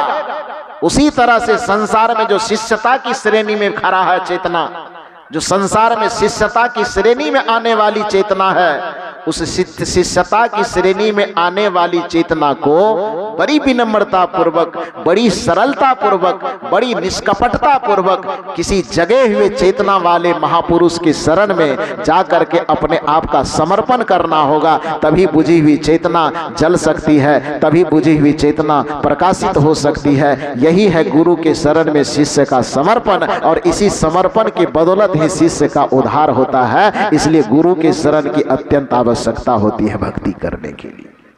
साधकों को गुरु के शरण में आना पड़ेगा। यही कारण है कि नारद जी भक्ति के अन्य मार्गों में स्थूल रूप से, सगुण रूप से भक्ति में परिपूर्ण होने के बावजूद भी, पूरी दुनिया में सबसे बड़े भक्त होने के बावजूद भी, चूंकि अभी किसी संत से उनका जो हृदय का तार अभी जुड़ा नहीं था, जिसके कारण उसकी जो भक्ति थी वो अधूरी थी। उसे लगा कि दुनिया के तीर्थों में मैं भटकने के बावजूद भी, नाना व्रत करने के बावजूद भी, नाना उपवास करने के बावजूद भी अभी तक उस परम सुख से वंचित हूँ, तो अब आखिर में बच क्या गया है? सब काम तो कर ही लिए हैं, एक काम बच गया कि किसी जगे हुए संत के शरण में हम अभी तक नहीं पहुंचे हैं, किसी सदगुरु के शरण में नहीं पहुंचे हैं, और उसकी तलाश करने में उसे लगा कि अभी के वर्तमान समय में सनक सनंदन और सनत कुमार के शरण में जाने से शायद मेरा समाधान हो जाए। और इस चीज को, इस समस्या को लेकर के वो चारों संत जो उस समय थे उनके सामने जाते हैं और बड़ी सरलता और विनम्रता से अपने हृदय के भाव को प्रकट करते हैं। तो पहले तो चूंकि जो अच्छे और सच्चे गुरु होते हैं वो शिष्य की बिना पात्रता जांच किए उसको कुछ देते नहीं है। नियम यही है, होना भी यही चाहिए। लेकिन आजकल लोगों ने तो गुरु की परंपरा को भी बिगाड़ डाला है। गुरु की परंपरा को ऐसे बिगाड़ डाला जिसमें कि कबीर साहब ने शायद मजाक उड़ाया कि पान लिया, फूल लिया और लिया पैसा, कान पकड़ के फूक दिया, बैल हो जा। आगे बोल दीजिए आप भैसा, हाँ वही सूट करेगा ना। गुरु की परंपरा को लोगों ने आज ऐसा बिगाड़ा कि इस पर विवेकी जनों को कटाक्ष करना पड़ता है। पान लिया, फूल लिया और लिया पैसा, कान पकड़ के फूक दिया, बैल होया भैंसा। आन्हर गुरु बहिड़ चला, दोनों नरक में ठेलम ठेला। ये गुरु और शिष्य की जो वास्तविक परंपरा थी, इस परंपरा को बिगाड़ने के कारण कोई विवेकी ऐसा व्यंग किया होगा। मूल बात यह है कि शिष्य के अंदर भी शिष्यता की पात्रता हो और गुरु के अंदर भी गुरुता की योग्यता हो। कबीर साहब की दृष्टि में कहा जाए तो गुरु नाम है ज्ञान का, शिष्य सीख ले सोए, अज्ञान मर्यादा जाने बिना गुरु शिष्य ना होए। तो नारद जी यहाँ पर शिष्यता की भूमिका में तो है ही, और गुरु की भूमिका में जो वो चारों महापुरुष हैं वह भी बिना नारद जी की योग्यता की परीक्षा लिए, उसकी पात्रता की परीक्षा लिए कुछ देंगे नहीं। तो नारद जी जैसे ही पूछने जाते हैं कि हे गुरुदेव, हे संत, आप बताने की कृपा करें कि इतना कर्मकांड, इतना पूजा, इतना पाठ, इतना तीर्थ, इतना व्रत करने के बावजूद भी अभी तक हम उस परम सुख को प्राप्त नहीं कर पाए हैं, आखिर वह परम सुख कहाँ मिलेगा और कैसे मिलेगा? नारद जी के इस प्रश्न को सुन करके अब चारों ऋषि सोचते हैं, चारों संत सोचते हैं कि पहले नारद जी की परीक्षा तो ली जाए। और परीक्षा लेने के लिए नारद जी से वो पहले बहुत घुमाते, चौहद्दी मरवाते। नारद जी से कहा कि ऐसा है कि जाइए चारों वेदों को पढ़ लीजिएगा, शांति मिल जाएगी। नारद जी मुस्कुराने लगे। किससे कह रहे हैं भगवान? चारों वेद पढ़ने के लिए किससे कह रहे हैं? 4 वेद के अलावा 18 वेद होता होगा तो सब हम पढ़ डाले, मिला नहीं है। उस चारों संतों ने फिर सोचा कि एक और चौहद्दी मरवाते हैं और उसको कहा कि अच्छा ऐसा कीजिए कि फलाना फलाना तीर्थ कर आइए। नारद जी ने कहा फिर ये क्या बात कर रहे हैं, ये पूरे दुनिया में इतना तीर्थ बना ही नहीं है जितना तीर्थ में कर लिया। चारों संतों ने सोचा कि और थोड़ा भटकाने के लिए कुछ कहते हैं और कहा गया कि ये यज्ञ कर लीजिए, ये हवन कर लीजिए। नारद जी ने कहा कि ये सब बात मत करो, सब करके आया। दौरत दौरत दौरिया जहाँ लग मन की दौर, जहां तक बाहर में भटका जा सकता है उन सारे भटकाओं को मैंने जांच करके परख करके देख लिया है, वहां पर कोई सुख शांति हमको मिलने नहीं मिला है, तब मैं आपके शरण में आया हूं। दौरत दौरत दौरिया जहाँ लग मन की दौर, दौर थकी मन थिर भया। तो वस्तु ठौर की ठौर, वह मन जब थिर हो गया तब मैं आपके शरण में आया हूं प्रभु, इसलिए अब मुझको बाहर मत भटकाइए, मैं पहले भटक चुका हूं। सनत सनंदन सनत कुमार बाहर भटकाने के जितने उपाय हो सकते थे सारा उपाय लगाए, और लेकिन नारद जी उसके भटकाव में भटके नहीं। तब जाकर के वो कहते हैं कि नारद जी सुनो, वस्तुतः जहां जहां मैंने तुमको भटकने के लिए कहा, हकीकत बात यह है कि वहां सुख नहीं है। तो सुख कहाँ है?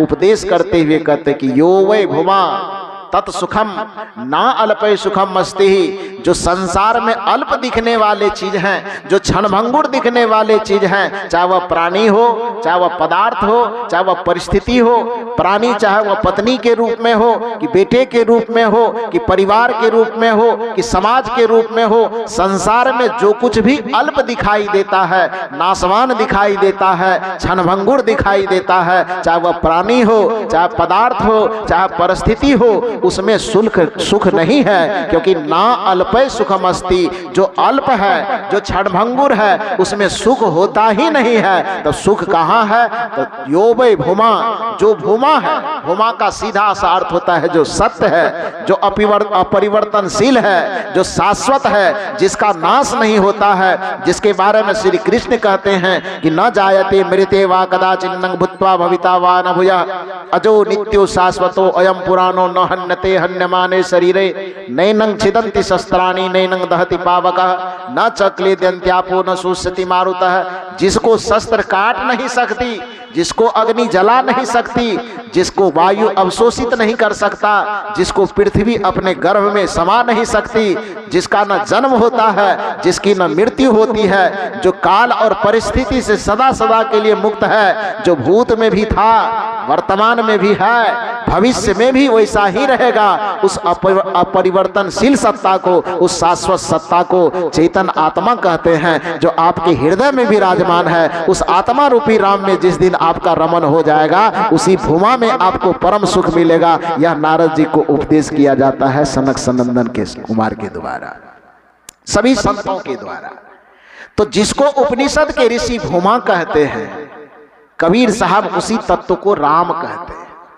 कोई ज्ञानी उसी को शिव कहते हैं, कोई उसी को ब्रह्म कहते हैं, कोई उसी को परमात्मा कहते हैं, कोई उसी को ईश्वर कहते हैं। नामों में भेद होने से तत्व में कोई भेद नहीं होता है। जिसको जो नाम कहने में प्रिय लगता है, ईश्वर कहने में प्रिय लगता है, कह लीजिए। राम कहने में प्रिय लगता है, कह लीजिए। शिव ही कहने से आपको संतुष्टि होती तो कह लीजिए, ब्रह्म ही कहने से संतुष्टि होती तो कह लीजिए। लेकिन एक बात यह जानिए कि जितने भी संतों ने चाहे नाम कुछ भी गिनाया हो, लेकिन उस नाम का संकेत जो है वो केवल और केवल आपके हृदय निवासी उस राम, उस ब्रह्म, उस शिव तत्व के लिए है। कबीर साहब और गोस्वामी तुलसीदास जी की जो दृष्टि है, उस दृष्टि का यदि आध्यात्मिक अर्थ निकाला जाए तो जिस बात को कबीर साहब ने कहा कि जिस मानव को सुख का स्वरूप बना करके भेजा गया था, फिर भी उसके जीवन में दुख है, तो यह सबसे बड़ा दुर्भाग्य है। इस दुर्भाग्य को मिटा करके मानव यदि अपने जीवन के चरम परम लक्ष्य को, परम सुख और परम शांति को प्राप्त करना चाहता है, तो उसका रास्ता क्या हो सकता है? उस रास्ता को बताते हुए कबीर साहब ने कहा कि बहुत दुख दुख दुख की खानी तब बची हो जब राम ही जानी। कि आपके जीवन में जो 3 प्रकार का दुख है, दैहिक दुख, दैविक दुख, भौतिक दुख अथवा आधि दुख, व्याधि दुख और उपाधि दुख, इन तीनों प्रकार के दुखों से भी बचना चाहते हैं तो एक ही उपाय है, तब बची हो जब राम ही जाने। उस राम तत्व को गुरु के शरण में आकर के गुरु युक्ति के माध्यम से उस राम तत्व को जान लेंगे और उसमें स्थित हो जाएंगे, तो फिर परम सुख की प्राप्ति होगी। और इसी बात को गोस्वामी जी कहते हैं कि दैहिक दैविक भौतिक तापा राम राज काहू नहीं व्यापा। उस राम राज काहू नहीं व्यापा का हम स्थूल अर्थ न करें, अन्यथा हम उलझ जाएंगे। हमें उसका सूक्ष्म अर्थ करना है, आध्यात्मिक अर्थ करना है कि वह कौन सा राम, जिस राम के राज्य में हमें स्थापित होना है, तो वह राम व्यक्ति वाला राम नहीं, वह राम शक्ति वाला राम, जो सबके हृदय में रमन करने वाला राम है। उस रमैया राम को समझ करके, जान करके और गुरु के द्वारा युक्ति प्राप्त करके उस रमैया राम में स्थित होने का प्रयास करें। यही उस राम राज्य में स्थित होने का अभिप्राय है। और उस रमैया राम में, उस रमैया परमात्मा में यदि हम स्थित हो गए तो निश्चित ही दैहिक दैविक और भौतिक तीनों प्रकार के दुखों से हमारा जीवन मुक्त हो जाएगा और हमारे जीवन का उद्देश्य पूरा हो जाएगा। बस इतना ही निवेदन करके आप लोग इतनी शांत चित्त और एकाग्र भाव से मेरे विचारों को, सभी संतों के विचारों को इतना शांत चित्त होकर के सुना, इसके लिए आप सबों को बहुत बहुत साधुवाद देते हुए इस सत्र में मैं अपनी वाणी को यहीं पर विराम देता हूँ।